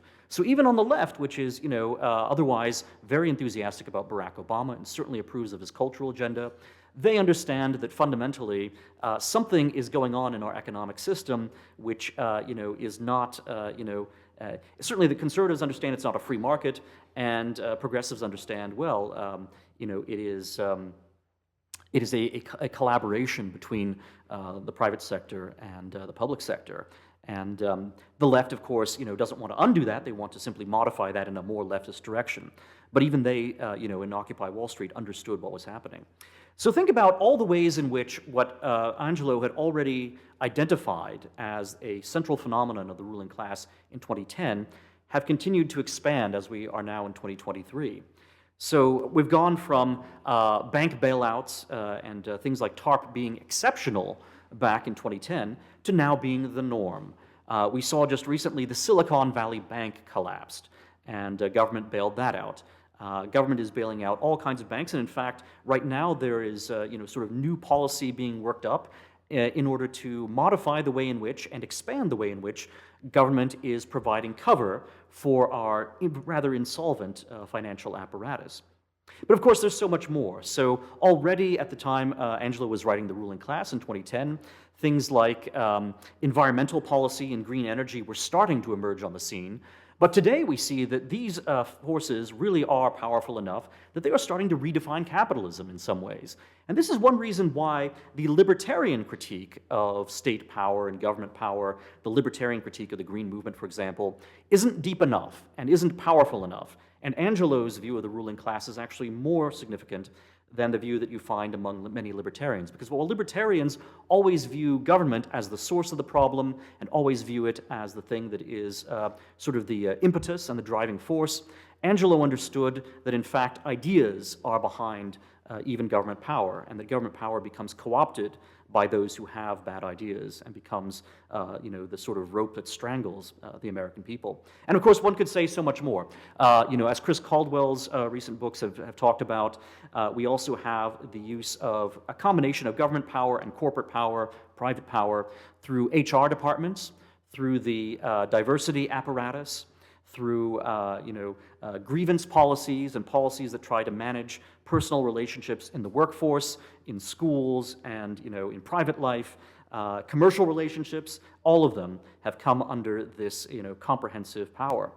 ESG investing, the list is endless. And again, one hesitates to use the term that Angelo himself didn't like, prescient or sort of precognizant, when we're speaking of the ruling class as a book.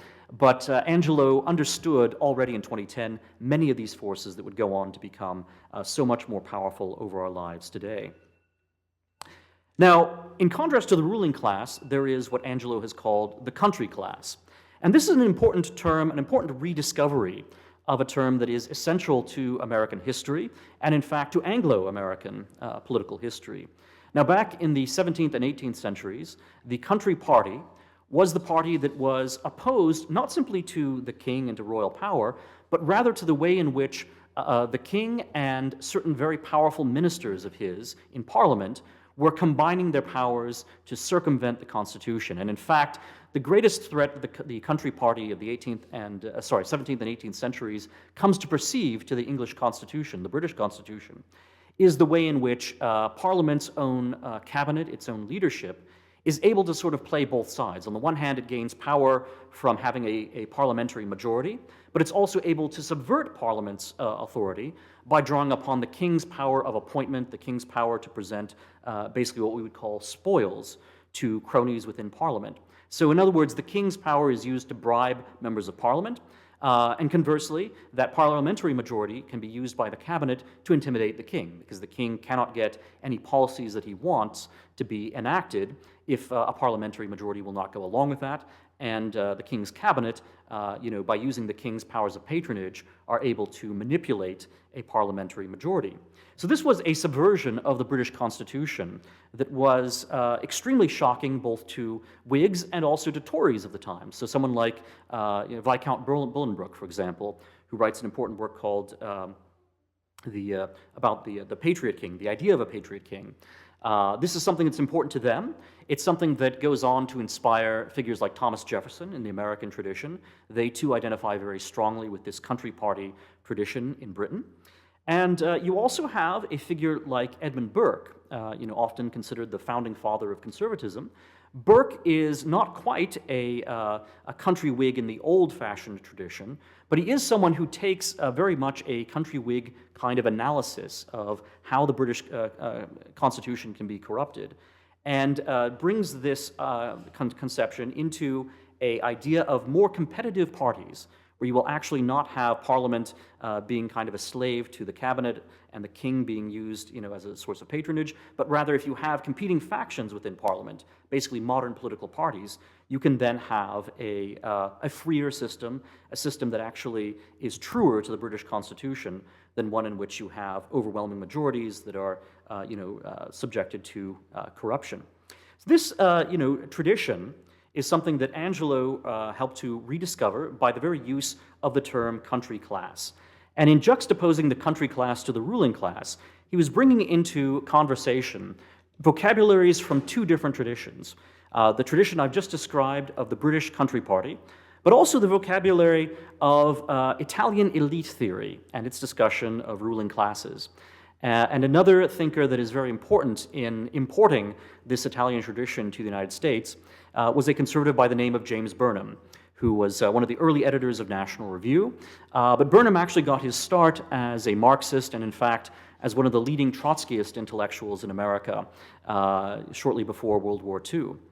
Burnham, popularizes, on the one hand, an idea of a new kind of economic class, which has taken control of not just America, but in fact, countries all around the world. This new economic class is called the managerial class, or the managerial elite.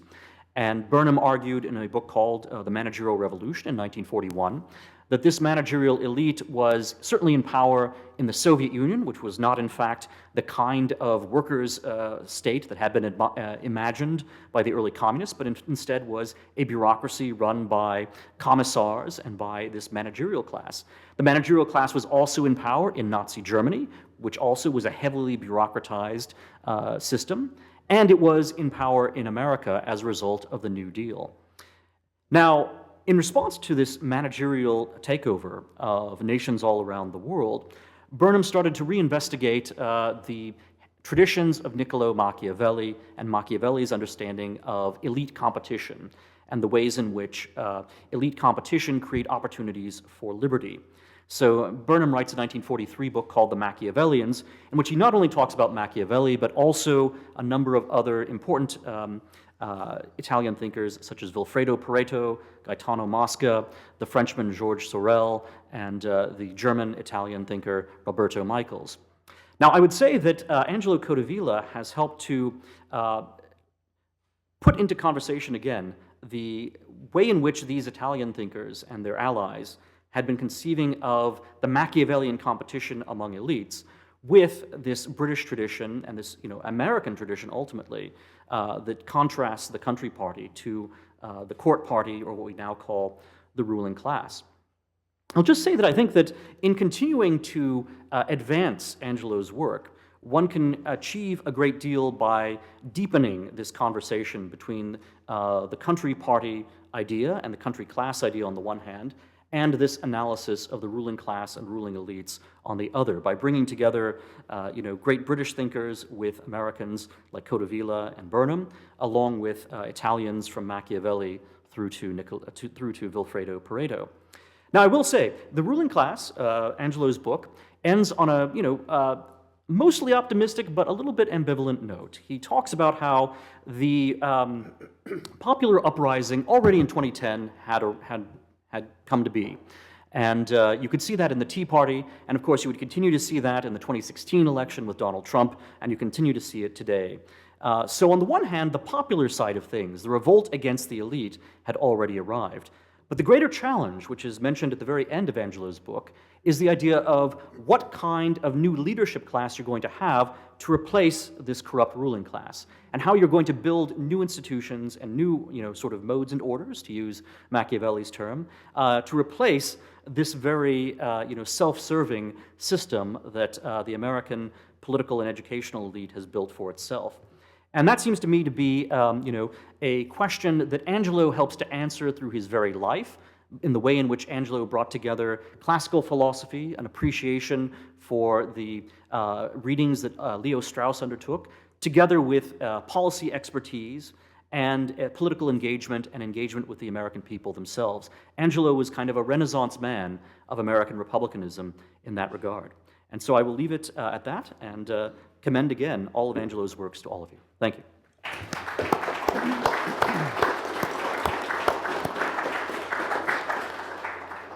We're running a little over time, but we could take a couple questions if anyone has them. Floating mics here.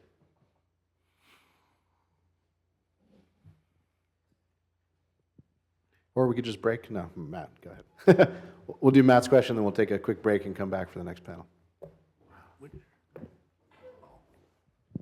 Thank you all, and Dan sort of left that little teaser at the end, but I want to sort of ask the whole panel,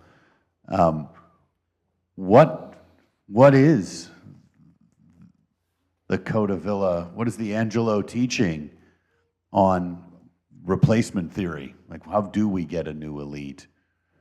What is the plan? I'd like to hear from all three.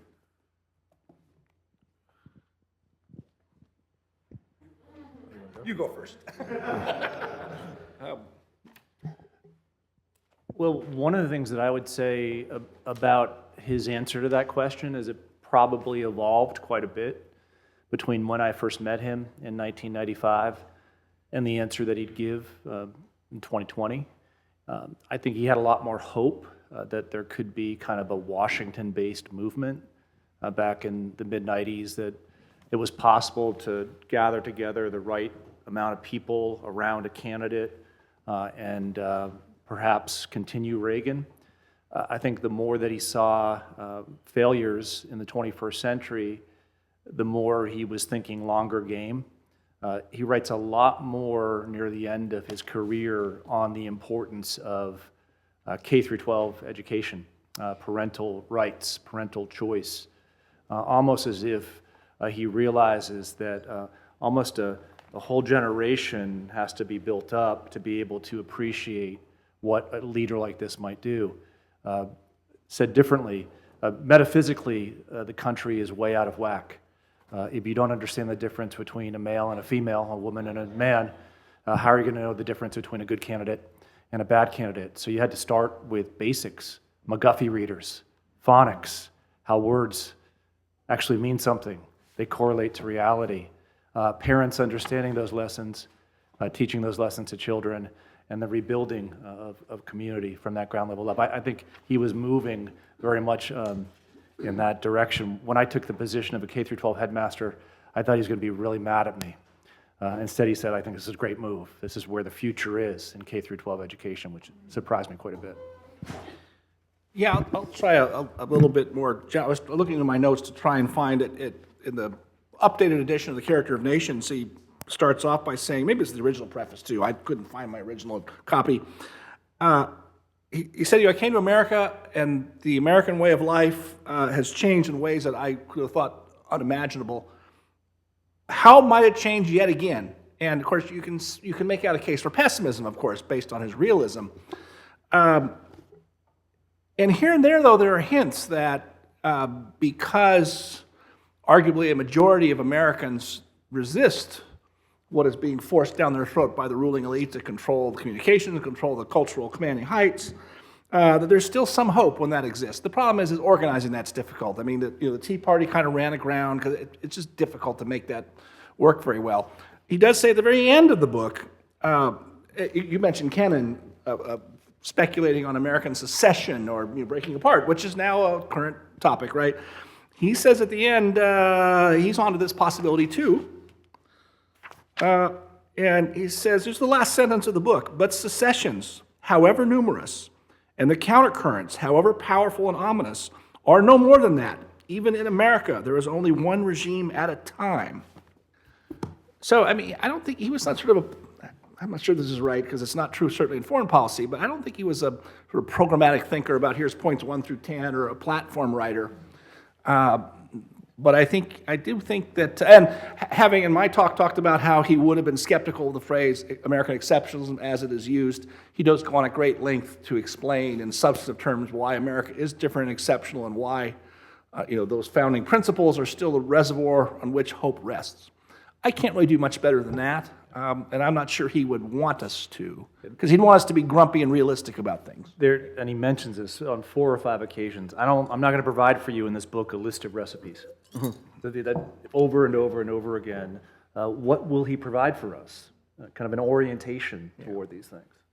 Yeah, I wouldn't provide a laundry list of things that Angelo would focus on, but I will say I think there are 3 themes that do come through both in his books and in various remarks he made as to how we might start to create a better elite.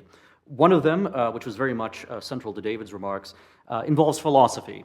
That the current elite, is very much a Machiavellian elite in all the worst ways, and we need to know Machiavelli and know Machiavellianism in order to take them on, but we can't stop there. So the first thing is to know your Machiavelli, but also go beyond that, go back to the classical tradition, go back to religious tradition. The second thing is localism, which again has been alluded to here. And this means getting more equal citizens involved in governing themselves. So Angelo, for example, wanted to break up school districts. He wanted to have many more school districts in the country in order to get many more citizens involved on their local school boards. So localism is, again, a way in which ordinary people who are equals among themselves can actually become rulers, can actually become self-rulers and participate in self-government. Then the third theme I would say is quite important to this, Codevillian idea of a new elite is merit.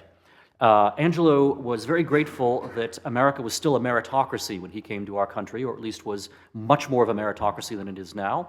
At a time when he seemed to have relatively few professional choices, he took the Foreign Service exam. And the Foreign Service exam at that time was almost purely meritocratic. It was not based on diversity requirements, for example. This gave him, an entree first into the Foreign Service, then later on to working for Senator Malcolm Wallop and becoming, the expert on foreign policy that we're going to hear about in the next session. So merit and exams, which have been very much under attack in our country in recent years, with universities after university trying to get rid of merit exams precisely because they know that these exams are antithetical to what they want to do with our country. I think Angelo would say bringing back merit is going to be very important, and that includes this upcoming Supreme Court decision where we think, or we hope, that there may be a rejection of current affirmative action practices in the universities. Yeah, I'll just add before we break, a theme in my conversations with Angelo in the last couple years of his life was and sort of mid-Trump years, or latter Trump years, was the lack or the vacuum in national leadership. That there really was a huge opportunity, take the American constitutional equivalent of reaching down and picking up the crown with your sword, rhetorically, to use these grievances of the country class that had been sort of taken up by Trump, but failures of execution and all else not really capitalized upon, and to take the fact of the 18% approval rating of the federal government and to use those things as weapons. And part of the virtue of national leadership, we have a very corrupt and sclerotic federal bureaucracy which controls a lot of Washington and can stymie any president, especially presidents on the right. But national leadership does open up more space for a lot of these local solutions and rhetorical cover for them, and even spurs a lot of creative thinking on these fronts. So I think both are needed, and it's not hopeless. Oh, thank you all. Let's break for 5 minutes and come right back. Yeah, thank you. So thank you once again, everybody, for coming. Let's go ahead and get started. One quick item about Angelo is that even in his old age, and that's the time when I knew him, he had the vitality of a young man. It was really a remarkable thing to see. Never shriveled in spirit, obviously not in body until the very last days. And it was one of the great joys to be, a young man in his company because of his constant willingness to talk. And seeing him reflect and be joyful in conversation about the most serious topics, while also never having a kind of self-protection that often older people have with younger people when they're trying to pretend to know more than they do. You never saw that. There was this honesty and this real a vital mind, a desire to talk and reason about things. And that's partly one of the reasons that there are so many of these legendary stories about him that are both hilarious and often insightful. I'll give you just one from a personal conversation that I had with him much later in life, maybe 3-4 years before he passed away. We were talking about plans that the Soviet Union had made to effect a communist revolution in India. And the plan was basically something like the following, that they would use journalists to promise the beauties of communism. These would be journalists that were genuine believers. Then the problem would be that once the revolution took place, these journalists would become your enemies because they were the most disillusioned by what took place. And so the Soviet plan called for getting rid of them. And when I said this to Angelo, he kind of smiled and immediately reacted and said something like, "This is why the Soviet Union was dumb. They were too heavy-handed. All you had to do was pay them off." One more very short story that shows his legendary status. Ryan Williams alluded to this. We had a Lincoln Fellow not long ago, a couple of years ago, who lived in Manassas and who had a lot of neighbors that worked in our intelligence apparatus. And when he proudly declared to them, to these neighbors, these friends, that he was coming to California to be a Lincoln Fellow for the summer, they asked if Angelo would be teaching. He said yes, and they asked to pass along a message to him from them, which was, "F you." So 2 generations of hatred from the Intel state. It's quite, it really is, I mean, it's a funny little anecdote to tell, but it is really remarkable that they knew precisely who he was long after he was, out of official practice and marked him out as an enemy, presumably because it stung what he had to say. He, for several generations, was among the very few people, the lone voice in the wilderness, that understood how that Intel state operated, and has ended up being much more prescient than almost anyone else, obviously including the worshipers of that Intel state.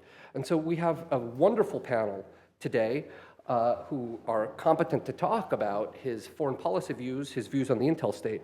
First will be David Goldman, my colleague, who is a Washington Fellow at the Claremont Institute Center for the American Way of Life, which is the Claremont Institute's branch in DC that I run.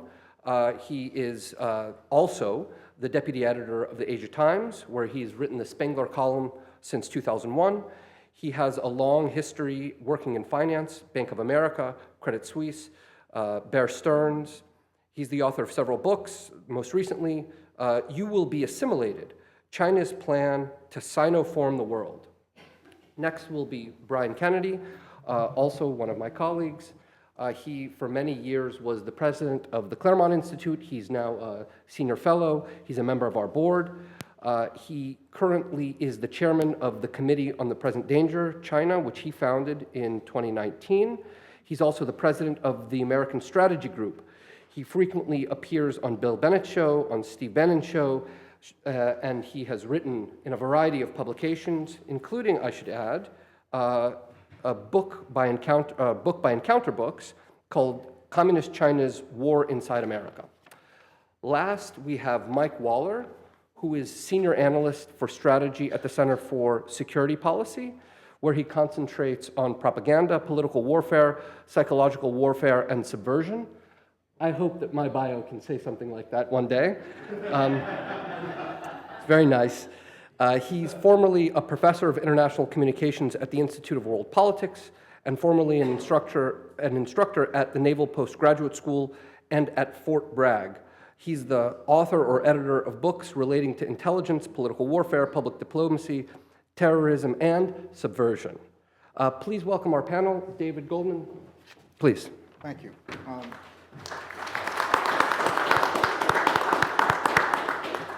Arthur, thank you for that kind introduction, and what an honor it is to honor Angelo Codevilla. My subject today is how Angelo Codevilla saved the world and how we should emulate him by saving the world once again. That's a bit of an exaggeration because Angelo Codevilla didn't save the world single-handed.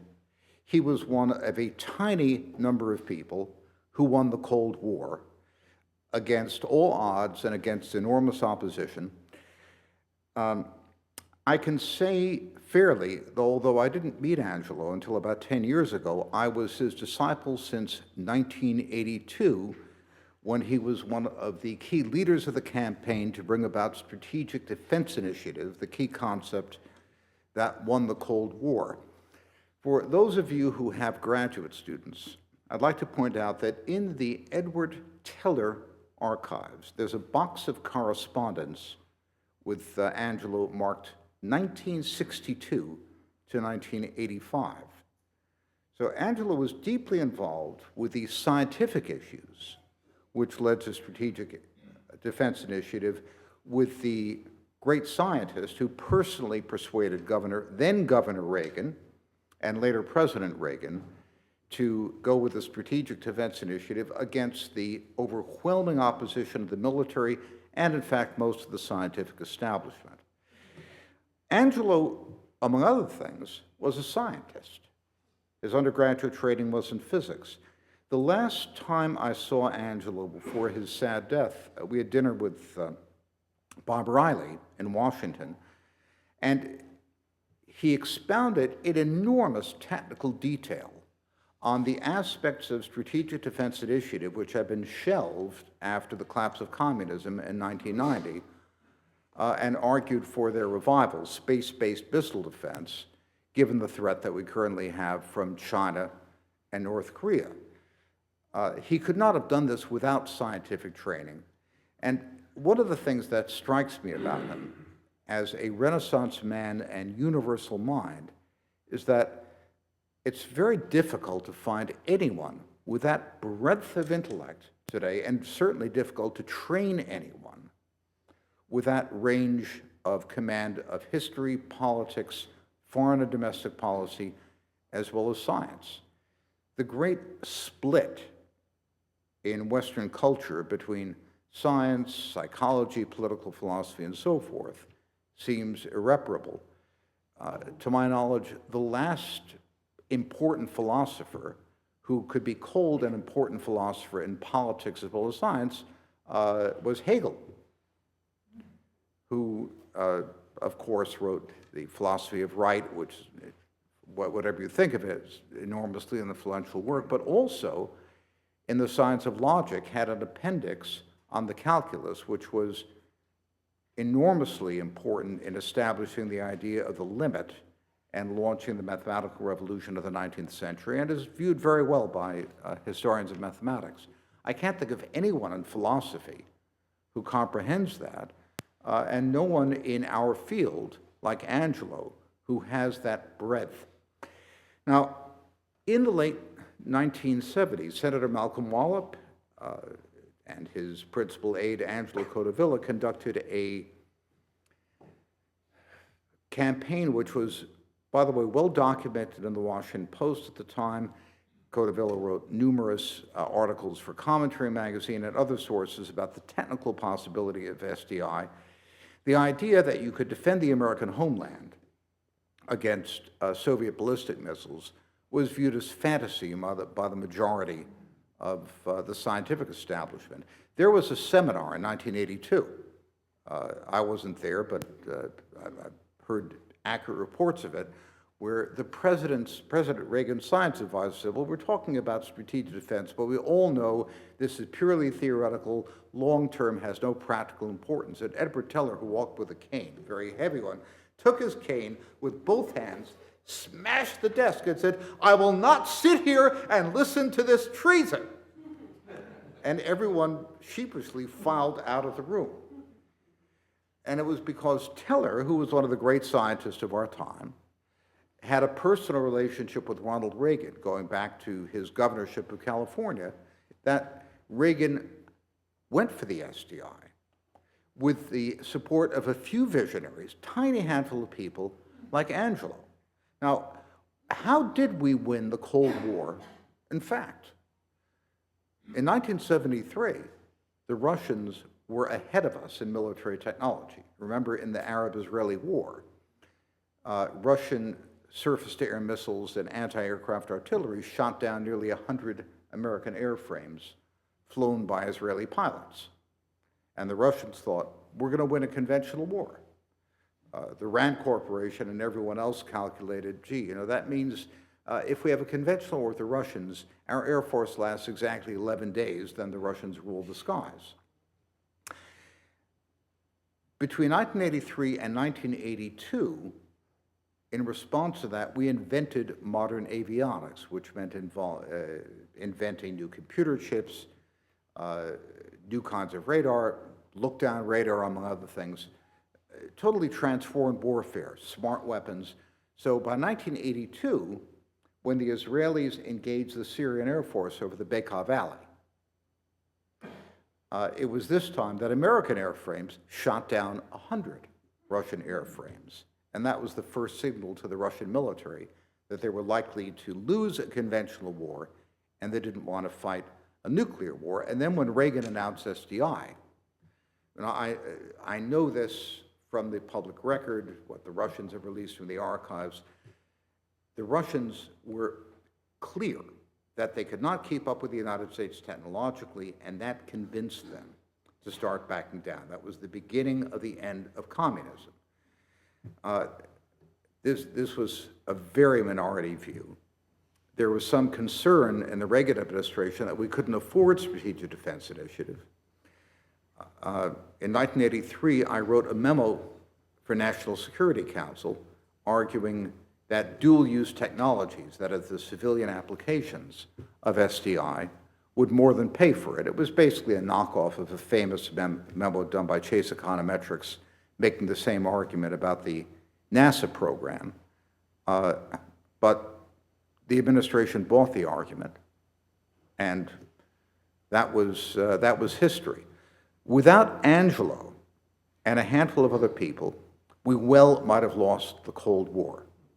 We've survived by the skin of our teeth. So where do we find universal minds like this? What does it mean practically? Well, right now, we have a very similar situation with China. We have a more sophisticated, in many ways, opponent, certainly a much larger one. We know that Chinese missiles guided by satellites can sink pretty much any surface ship we have in the region. We're outgunned on China's coast. It's taken a very long time for the professional military to begin to admit this. Last November 29th, the Pentagon issued a report which more or less spells this out. Last September, I debated Elbridge Colby on the point, and I took him to task for not discussing the implications of satellite-guided ballistic missiles, not to mention hypersonic missiles. We may be in the same situation that the battleship lobby found itself in 1940 with the advent of torpedo bombers and dive bombers. And it wasn't until the Japanese attack in Pearl Harbor, the sinking of the Repulse of the Prince of Wales near Singapore, the sinking of the Bismarck, the British attack on the Italian fleet at Taranto, that we decided we're never going to build battleships again, and we started building aircraft carriers. And now aircraft carriers are a vulnerable weapons technology. The North Koreans have ballistic missiles that can hit the United States, let alone the Chinese, not to mention the Russians. The Russians have a hypersonic missile launched by a submarine called the Zircon, which has been tested. We've seen the test. It's not a bluff. They could have a submarine lurking 100 miles from our shore and hit Washington with a ballistic missile in about a minute and a half. Angelo was passionate and livid about the fact that SDI had been abandoned as part of the peace dividend, that we had given up the technologies which in the 1980s were supposed to bring us strategic defense. By the mid-1990s, 30 years later, we still have nothing. And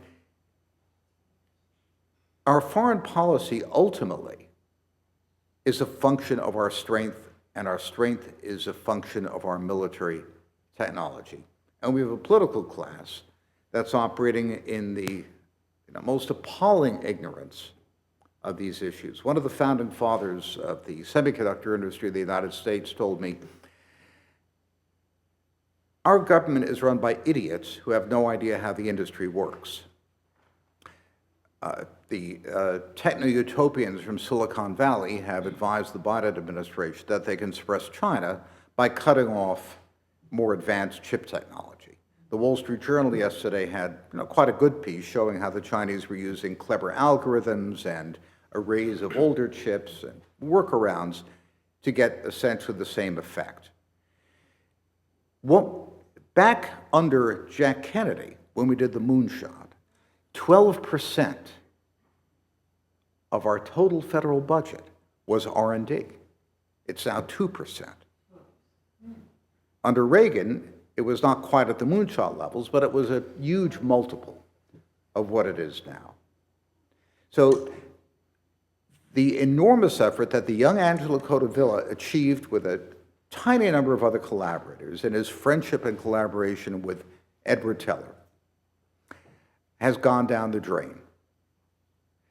And I think the best way we can honor Angelo is to continue his work and do again what he did.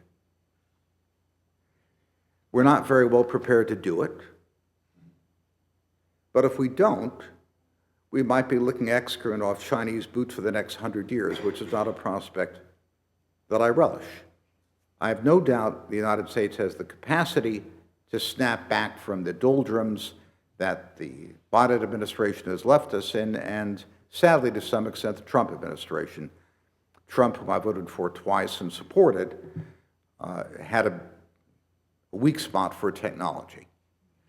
And so I'd like us to think not just about Angelo, the political philosopher, but Angelo, the physicist and the strategist, who saw strength and technology as the foundation of our foreign policy and succeeded so brilliantly. Let us succeed to honor him again. Thank you.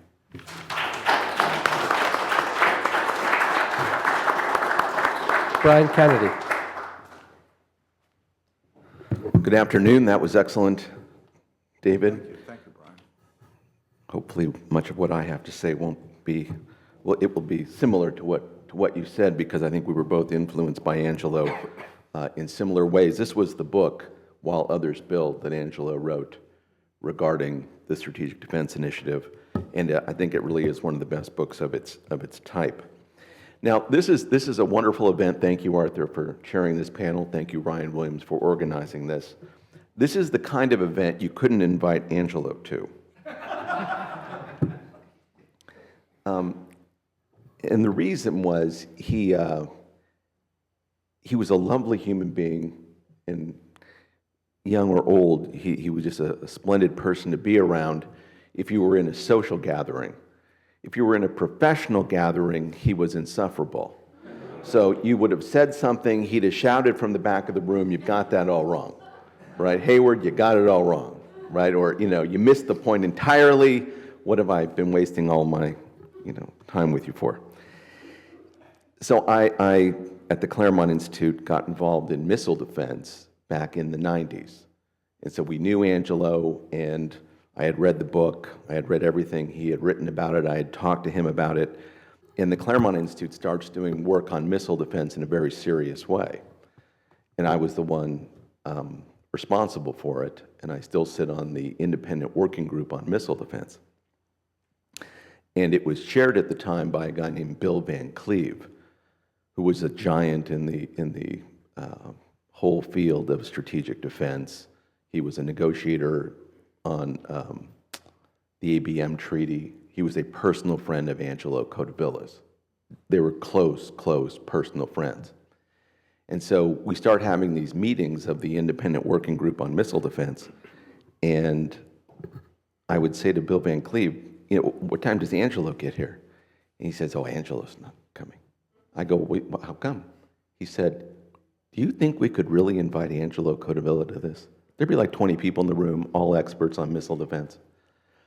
And he said, "The first time Jack over there said this or that, it'd be all over. Angelo would eat him for lunch. 3 people would leave in a huff, and we wouldn't get anything done. And I would retell this to Angelo, and he'd be like, "Oh, yeah, absolutely. That guy didn't know what he's talking about." And I once said something about Edward Teller to him, and he said, "Oh, yeah, great man. Didn't know what he was talking about either." He totally got this one little thing wrong. And he goes, "We would brief these senators, and he would get this thing wrong, and I would correct him, and it would just go sideways." And so, he knew himself, that unschmucking thing that Ryan, it was a real problem in the world of trying to persuade people, because ultimately that's what we're trying to do here, is persuade people. But he was a great man, and I thank my colleagues at the Claremont Institute for thinking about this. He would want to be honored by us, I think, as David said, following his recommendations and seeing if we couldn't do something with them, taking his criticisms and seeing if we couldn't turn them into actual policy. And I hope in whatever I have to say, I can do some justice to all that Angelo taught us. He believed first and foremost in common sense. That is the thing that ought to guide us. He didn't have a theory of international relations. He had common sense, and he tried to apply that common sense to all the problems that he saw. Theories, he thought, theories of international relations, those are for academics who wanted to darken the path forward rather than to illuminate it. He believed, as we'll hear from Mike Waller, he believed that with the right set of facts, what we think of as intelligence, human beings, by their reason, could understand what to do on a going forward basis. In that, first and foremost, the policies had to be good for the American people. They may be good for other peoples too around the world, such as our allies, but they first had to be good for the American people, because there's us, and we have to do what's good for us. In missile defense, for instance, that was good for us. Whatever we did in Iraq and Afghanistan, that was supposed to be good for us. And his criticisms of things like the war on terror were built mostly on the fact that a lot of what we were doing wasn't good for us. So let me, in my few minutes, touch on his strategic thinking on missile defense, building hopefully on what David had to say, and also to be a little bit more specific regarding communist China and what Angelo was thinking about that. So first, the book, While Others Build. It really was a defense of both Reagan and this idea that we could defend ourselves from Soviet strategic ballistic missiles.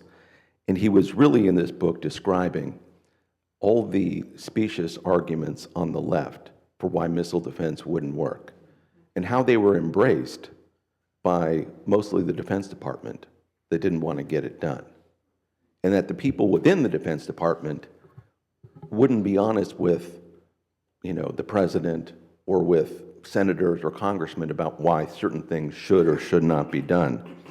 And so you had this combination in this book of really Soviet propaganda working through the scientific community and people within the defense establishment who were simply, as we see today in so many ways, just dishonest in their presentation, gaslighting Americans about how we should or should not be defended. And as the title suggests, it was strategic common sense. Nations do things for a purpose, and Angelo really was guided by this Aristotelian notion that everything was done for a purpose. So why do nations build militaries? For a purpose, to defend themselves, to wage war, to be able to deter an enemy from waging war on them. Again, common sense. And whereas at one point in history, people had crossbows and cannons, today they had artillery that could be launched from set places or by naval ships. And yes, there were these strategic ballistic missiles that could be launched from both land and from sea. And these things were strategic, right? We throw that word around too much, but these were strategic weapons. These were weapons that could be used to destroy a country, to render it unlivable, to render it ungovernable. that the federal government might not be able, if this attack were successful, that we could not govern the United States, that we would lose control of the United States, our Constitution, and therefore our country. For Angelo, these were not abstractions. These missiles were produced for a purpose, and that was the purpose: to wage war. He saw in the Soviet strategic buildup a real possibility that we would go to war with them. And we're all sophisticated now, and we know, okay, well, that was never going to happen. Really? That was never going to happen? It didn't happen, but it may have been because of people like Angelo that David highlighted, and others. Or maybe the Soviets believed that the time wasn't right, and that they didn't know what Reagan would do, or they didn't even know what George Bush would do. And so they didn't do it, but that didn't mean that we had somehow, absent missile defense, achieved a perfect defense. The Soviet Union was building an offense and a defense. Angelo thought we needed one just as good, if not better. It mattered how many missiles we had and how many missiles they had. It mattered how many interceptors, or whether we could build a space-based missile defense. Angelo was very much an advocate of a space-based laser. These were things that, as a political scientist, as an American, Angelo just thought, as a citizen, ought to be done. Could you build such a defense to defend this country? At minimum, could you deter an attack? If we were going to remain a free people, Angelo thought we needed to have the technology in place to make sure that was a reality. And as you know, despite Angelo's and President Reagan's best efforts, we don't today have a national missile defense system. We have a very rudimentary system based in Alaska and partly in California and some on Aegis cruisers. But it's a very rudimentary system. The Soviet Union or Russia today could attack us. The Chinese could attack us. We might be able to stop a few North Korean missiles. Anything launched from a ship, we're not going to stop.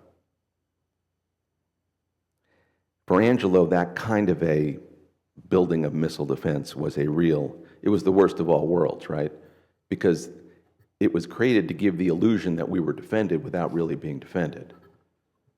And people thought that, or Angelo thought especially, this was the worst possible thing, because we're now going to have to explain that this science project, that is our missile defense, is always going to get better, the defense industry would say.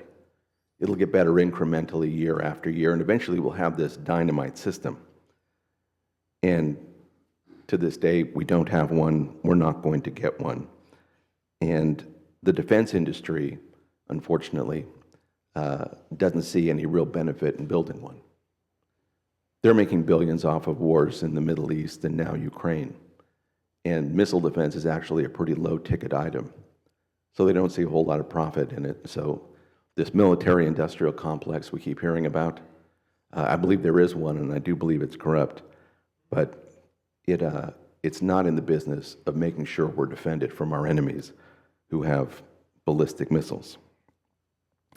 In Angelo's last book, America's Rise and Fall Among Nations, he talks about missile defense in a pretty elegant way. He mentions the fact that much of what I said and much of what he argued in While Others Build, but he also mentions the fact that the Trump administration very much wanted to do missile defense, and they very much wanted to build a space force to get it done. But even Trump couldn't get his arms wrapped around the defense establishment so that we got it done. And the minute Joe Biden and his administration come in, missile defense is dismissed as a joke. The Space Force it still exists, but it doesn't operate with any kind of seriousness. Now, I don't want to say that all this made Angelo cynical. Of all the things one could say about Angelo, he was not a cynical person about things. He thought it was part of the human condition that we would fail over and over again about this. And And he saw that, these people who are supposed to be the adults in the room, Angelo always thought, these adults in the room that he was meeting all these years, they weren't so adult. Or if they were pretty stupid. Because these facts seem pretty plain to him. And so one almost wonders whether it wasn't that we were living in a kind of death cult, where we knew the facts before us, that the Russians and now the Chinese are building ballistic missiles aimed at American cities. And yet we do nothing. If everything is done for a purpose, and the purpose is our destruction, what is our purpose in leaving ourselves vulnerable?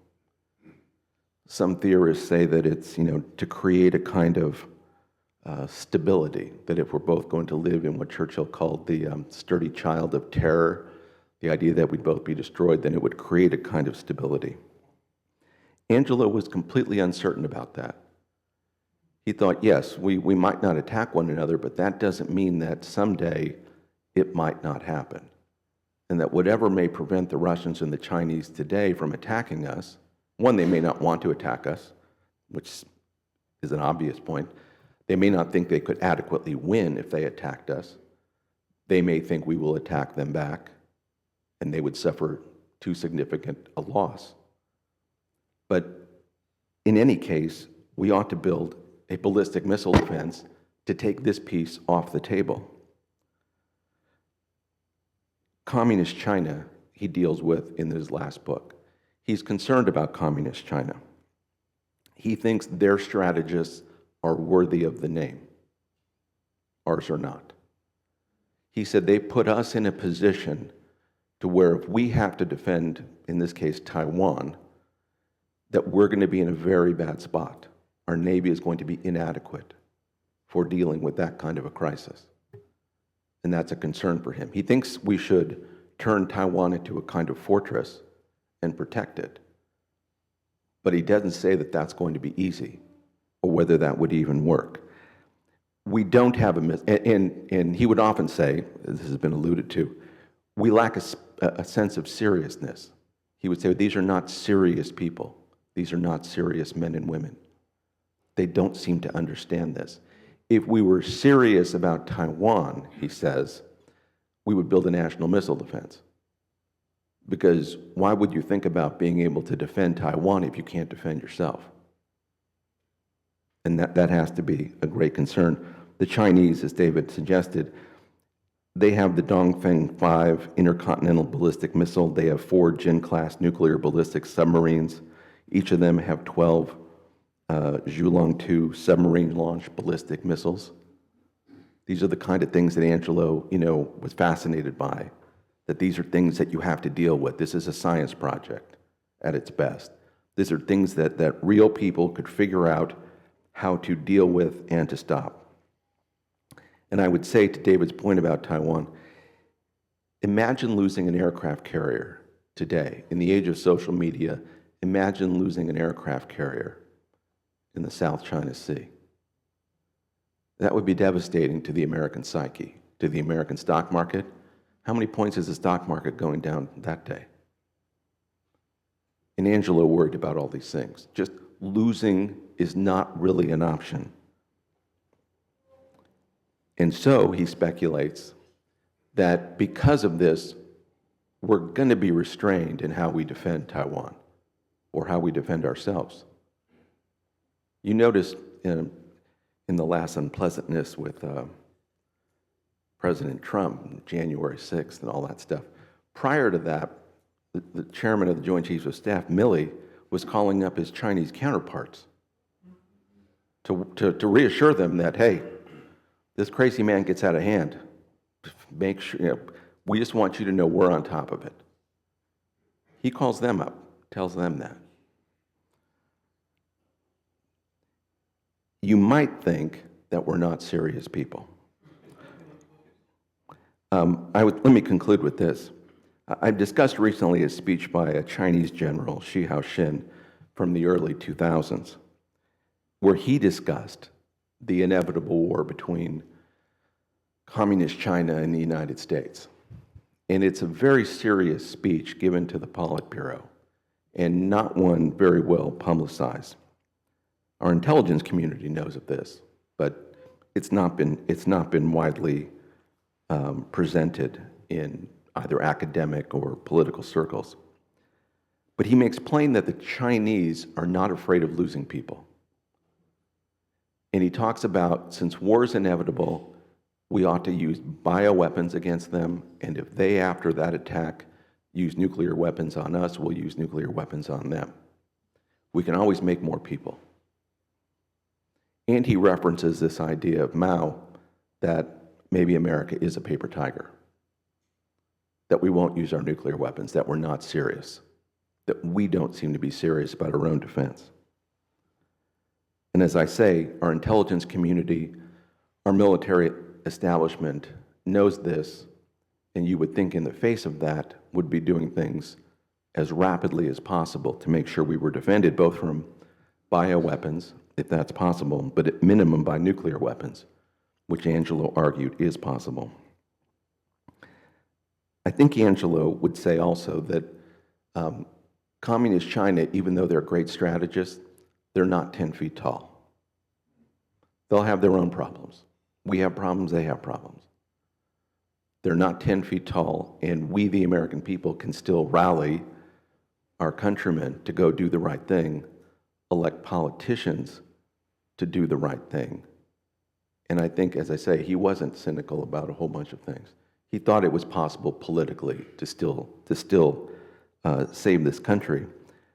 And I think he would say that it would be important to communicate to the Chinese now and to our own countrymen now that if the Chinese think that they're going to destroy America, we need to be sending the signal that that is not possible and that it will be very costly for them to try to take North America, come what may. Thank you. Thank you, Brian. Mike. Thank you, Ryan, for the invitation, Arthur for hosting this, and all the panelists who said so much on the mind. To think that Angelo would be calculating space-based missile defense at the same time he was fighting internal subversion at the human level, at our political DNA, all at the same time. What a remarkable man he really was. CIA Director Allen Dulles, he personally instructed that an inscription be carved in stone at the lobby of the headquarters at CIA that said, "And ye shall know the truth, and the truth shall set you free." Imagine today's CIA quoting the Gospel of John, or any gospel for that matter, in a positive way. Today the CIA lobbies are festooned with slogans touting diversity, equity, and inclusion, running recruitment ads by cisgendered, intersectional, admittedly mentally unstable Latinx types with the Bolshevik fist on her shirt as recruitment tools for the agency. So none of this was or would have been a surprise to Angelo because he saw it coming. To Angelo, DEI meant G-O-D. To him, what has happened at the CIA and the FBI and much of the rest of the intelligence community came as no surprise. He called it out early. We've already heard much of this. He had this remarkable track record going back to the 1970s as a 30-something-year-old staffer on the brand new Senate Select Committee on Intelligence. This is right after Frank Church is winding down his hearings and investigations. This is right after George H.W. Bush leaves as his 11-month stint as CIA director. Angelo emerges in the Senate, and senators were afraid of him. Senate staffers would wonder, is Angelo going to be here at the meeting? They were scared of him. Because he'd give you that look, and he'd look you right in the eye with that little half smile and not break eye contact with you until you either answered his question directly or ran away.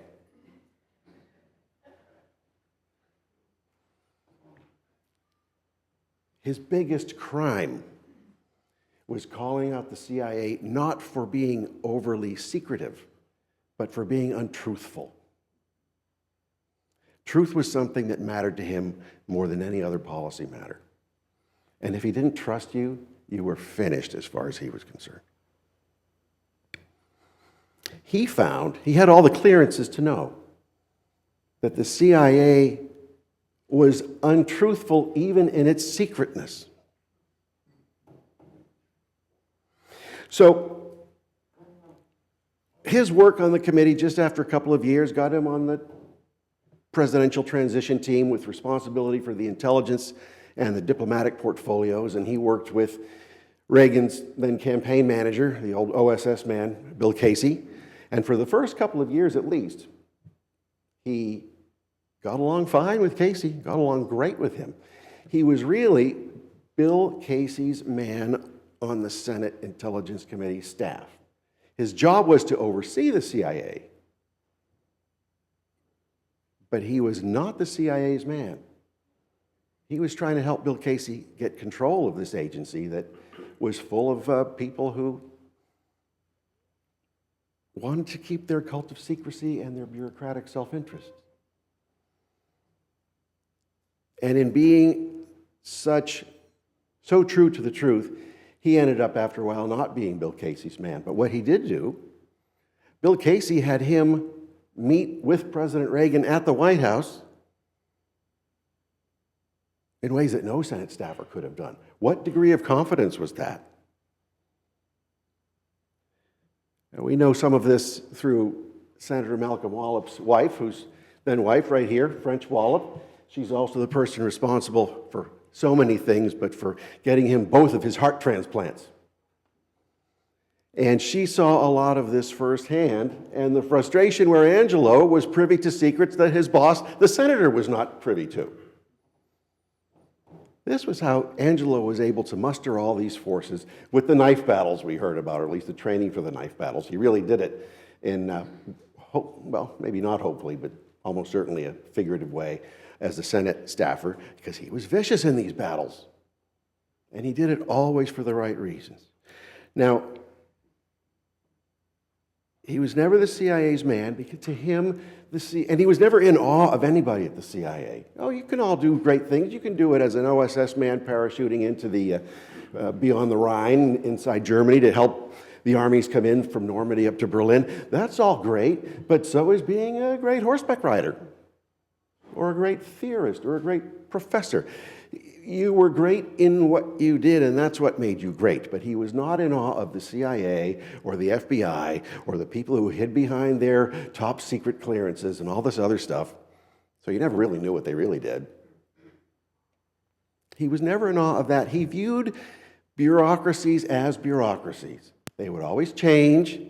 You have to abolish them. OSS was shut down after World War II. CIA was created in its place. There's no reason to keep a bureaucracy if it's not doing its job right. And what he saw, the ultimate crime he committed on the Senate Intelligence Committee staff, because at the same time he was there, you had other people like George Tenet on the staff who had wanted to become director of the CIA. And if you fight the bureaucracies that much, you won't become a contractor with fancy government contracts. You won't be part of the permanent state in any way. You won't get that executive branch appointment that you really, really crave and all the wonderful acceptance that comes with it. He rejected all that. But the CIA, in his view, should not survive because the CIA was not doing its job. Its job was to inform the president and decision makers through collecting intelligence, through defending us against foreign spies and agents, which was counterintelligence, through executing covert operations on the president's directives, not on its own, and through analysis. It did all of those things pretty badly, for the most part, with certain exceptions that Casey ran personally with some trusted people. So, how he managed to insert himself, or how history or God or whoever managed to insert him in this executive or legislative branch position with an executive branch role was really a miracle. But he was doing it because It was right. It would not benefit him personally. It certainly harmed him in many ways, but he was the kind of guy who simply didn't care.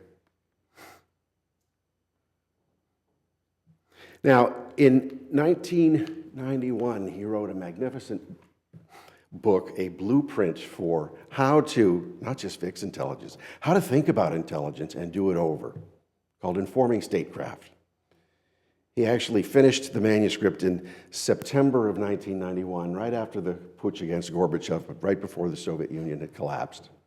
And 10 years to the day after, 10 years to the month at least, after Osama bin Laden's terrorists hit the United States. And he wrote in there that the major elements of U.S. intelligence will have to be rethought and rebuilt. Of course, there was no takers for this because he was upsetting too many special interests and bureaucratic privileges and sinecures and everything else. So his ideas were never rethought or rebuilt.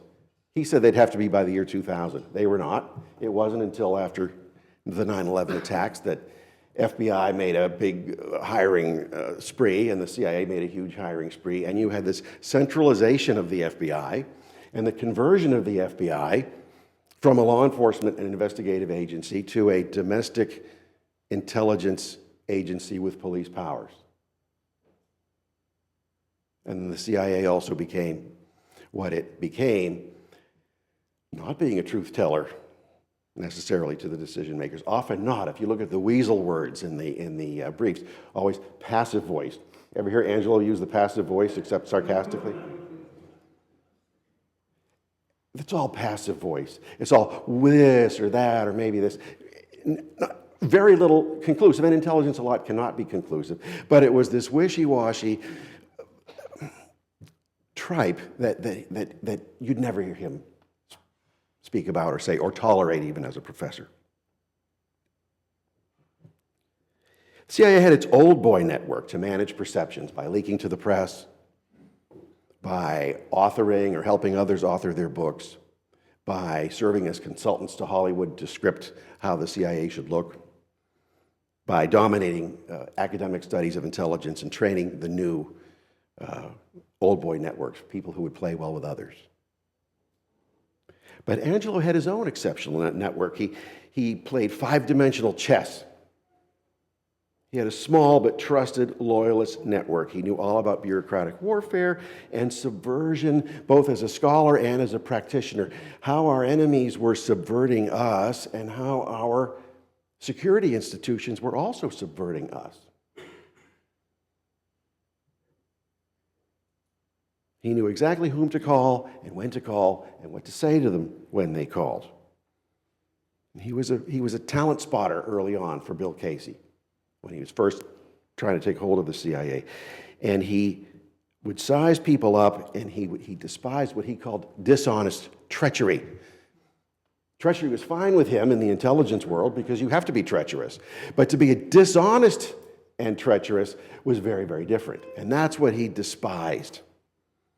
That's, in fact, why a certain reviewer of his book, it had to go through CIA pre-publication clearance, the manuscript did, and one of the old boy network reviewers said, we're not going to recruit people in the agency the way Codevilla wants us to do.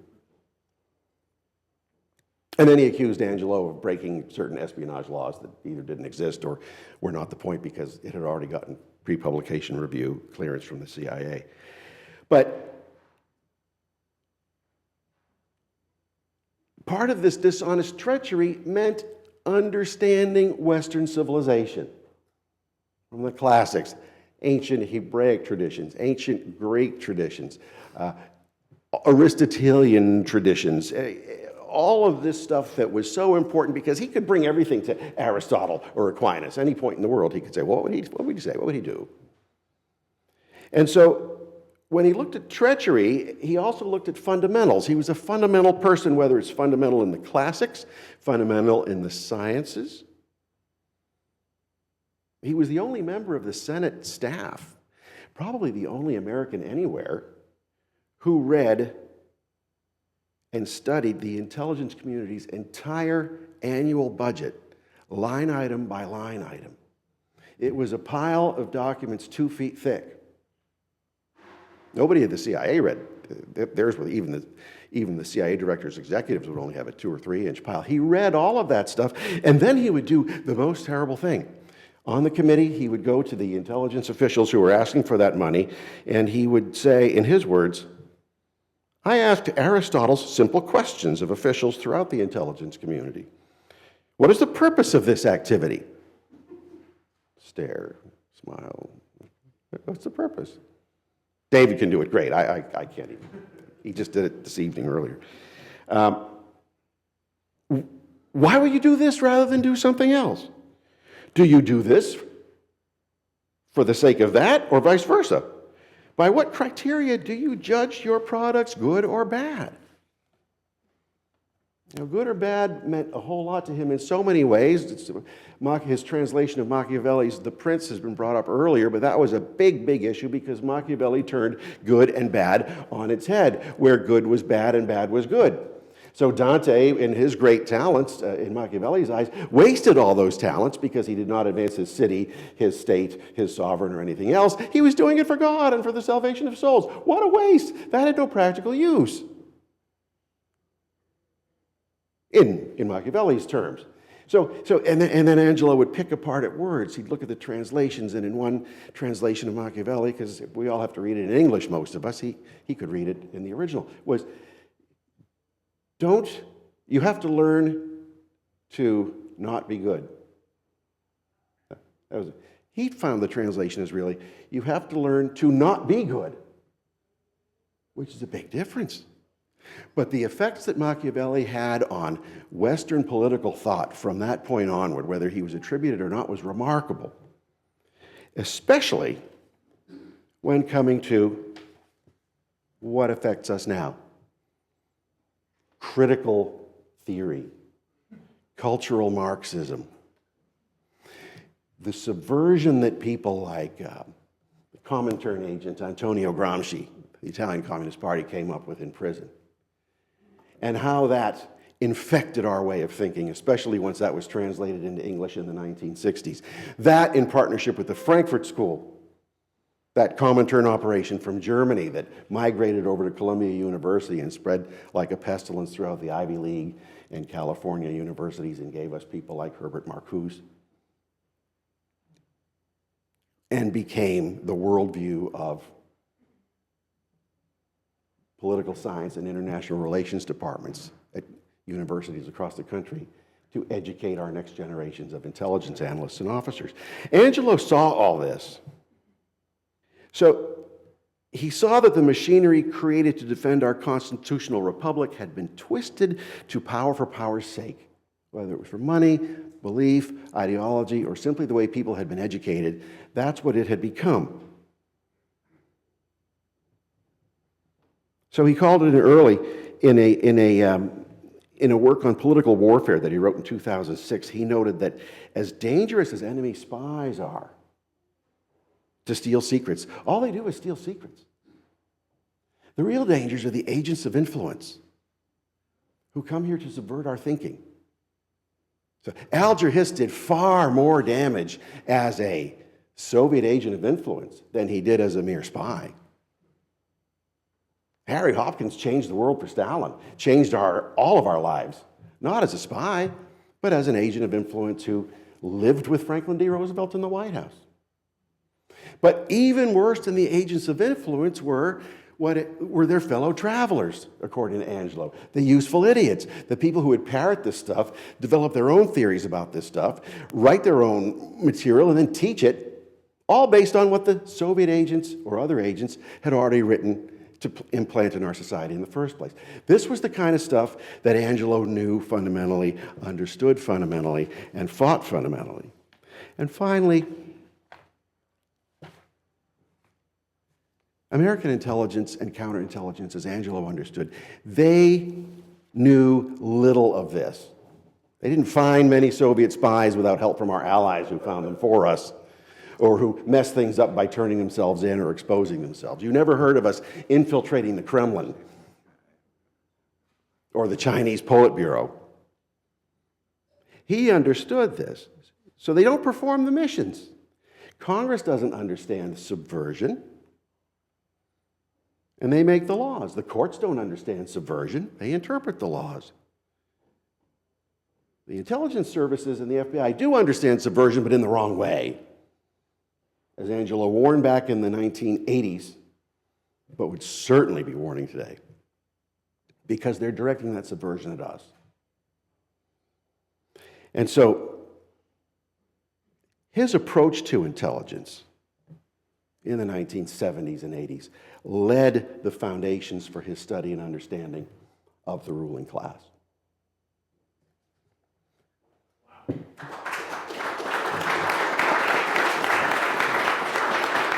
Thank you very much.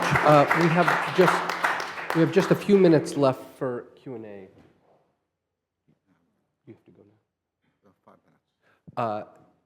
David Goldman has to leave in 5 minutes, so you should direct any questions you have to him now, and then everybody else can, in the remaining 5 minutes, ask questions of the rest of the panel. Questions? Ken? Aiden?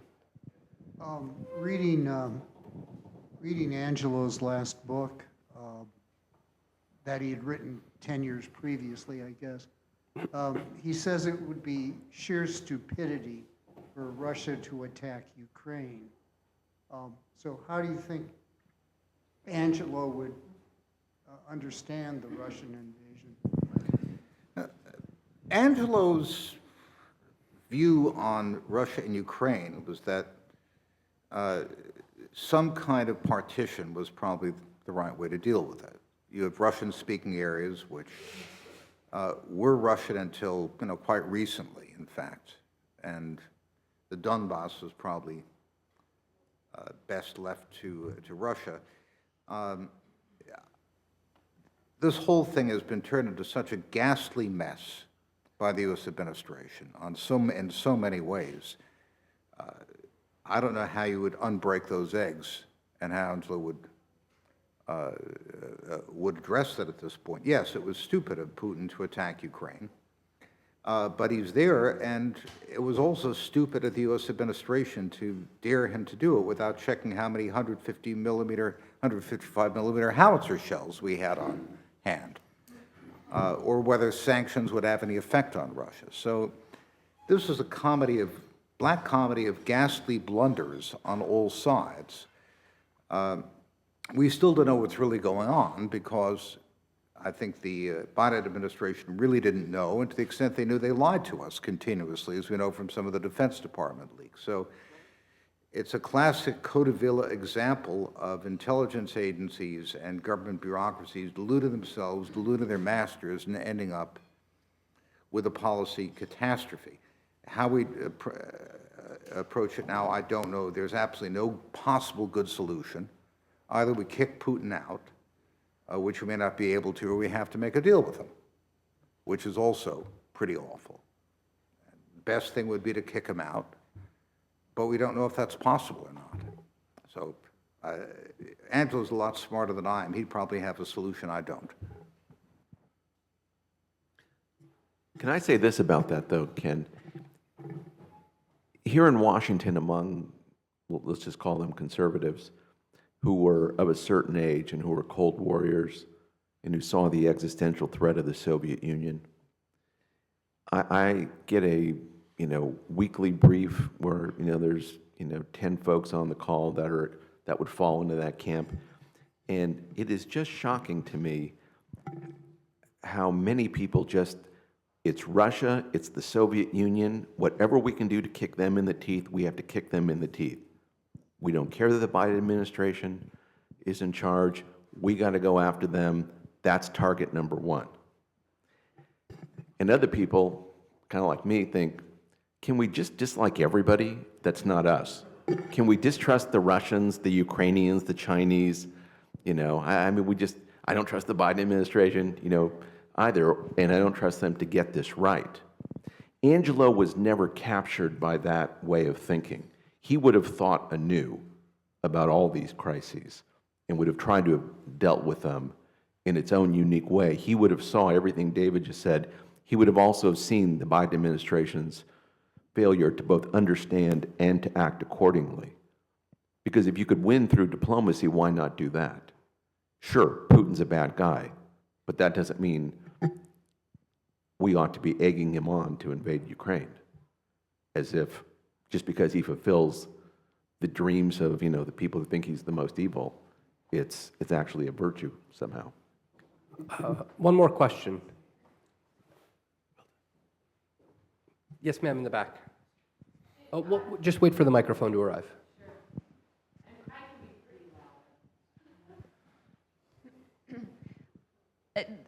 This guy is new to me. I grew up in this milieu. My dad, that was my father's career, but I had never heard this guy's name before.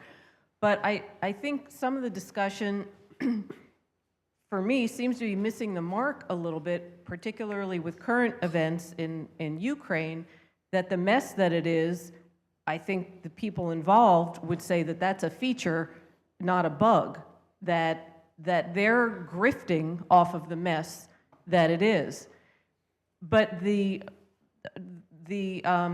whole afternoon's event about Angelo, to me, is that, or what I got out of it, is that he was someone who had the ability to sort of see around the corner into the future.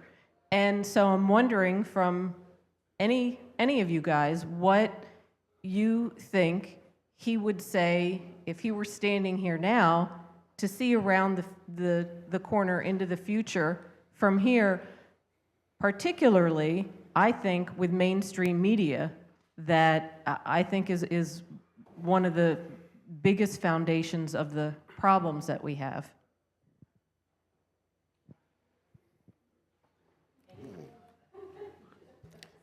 He would probably say, alas, because he was so philosophical about human failures and stupidity and shallowness and selfishness that he had a way of saying, wrapping up his thoughts in one word like that. He would certainly have much more to say, but I think that would be his approach, that, yeah, this stuff happens. We got to expect it. I think he would want to try to see the logic of the strategy that was being employed. I mean, one can look at Zelensky and think this is all just a grift, right? And this whole thing is a distraction from perhaps Taiwan, and that the Russians and the Chinese now have this unlimited strategic partnership, and whatever's going on in Ukraine may be just to distract from the Chinese attempt to deplete whatever resources we have vis-a-vis Taiwan. Angelo would have seen all those things. He would have, but he tried to talk at a level that avoided any labels of like a conspiracy theory. And it's easy to get into the conspiracy theory realm because the media itself, in its own way, with its own form of disinformation and gaslighting, takes one kernel of truth and expands it into a narrative, as they say, in order to deceive. Angelo tried to talk about things that had a logic all their own. What was the purpose of going into Ukraine? What is the purpose of us defending X, Y, or Z? And I think in his writings, I'd recommend, we talked it sort of in the abstract, if you're not, or we talked about Angelo as if people sort of knew what it was he was talking about, or what you might have read some of his things. I would encourage everyone, especially the people who watch this on video, to read his books. They're really well written. They're really smart. They're extremely readable. And I'll say, I think he's better in print than he was in person in a way, because he had, they're substantial books, and they're a real education, and I recommend them to everyone. But he was good in person too. Oh, he was a great human being. I just, I'm just saying we're not going to see him in person, so the books are the best you have. Well, we are out of time. Thank you very much to the panelists. Thank you for attending. Please join us for a reception in the back. Thank you.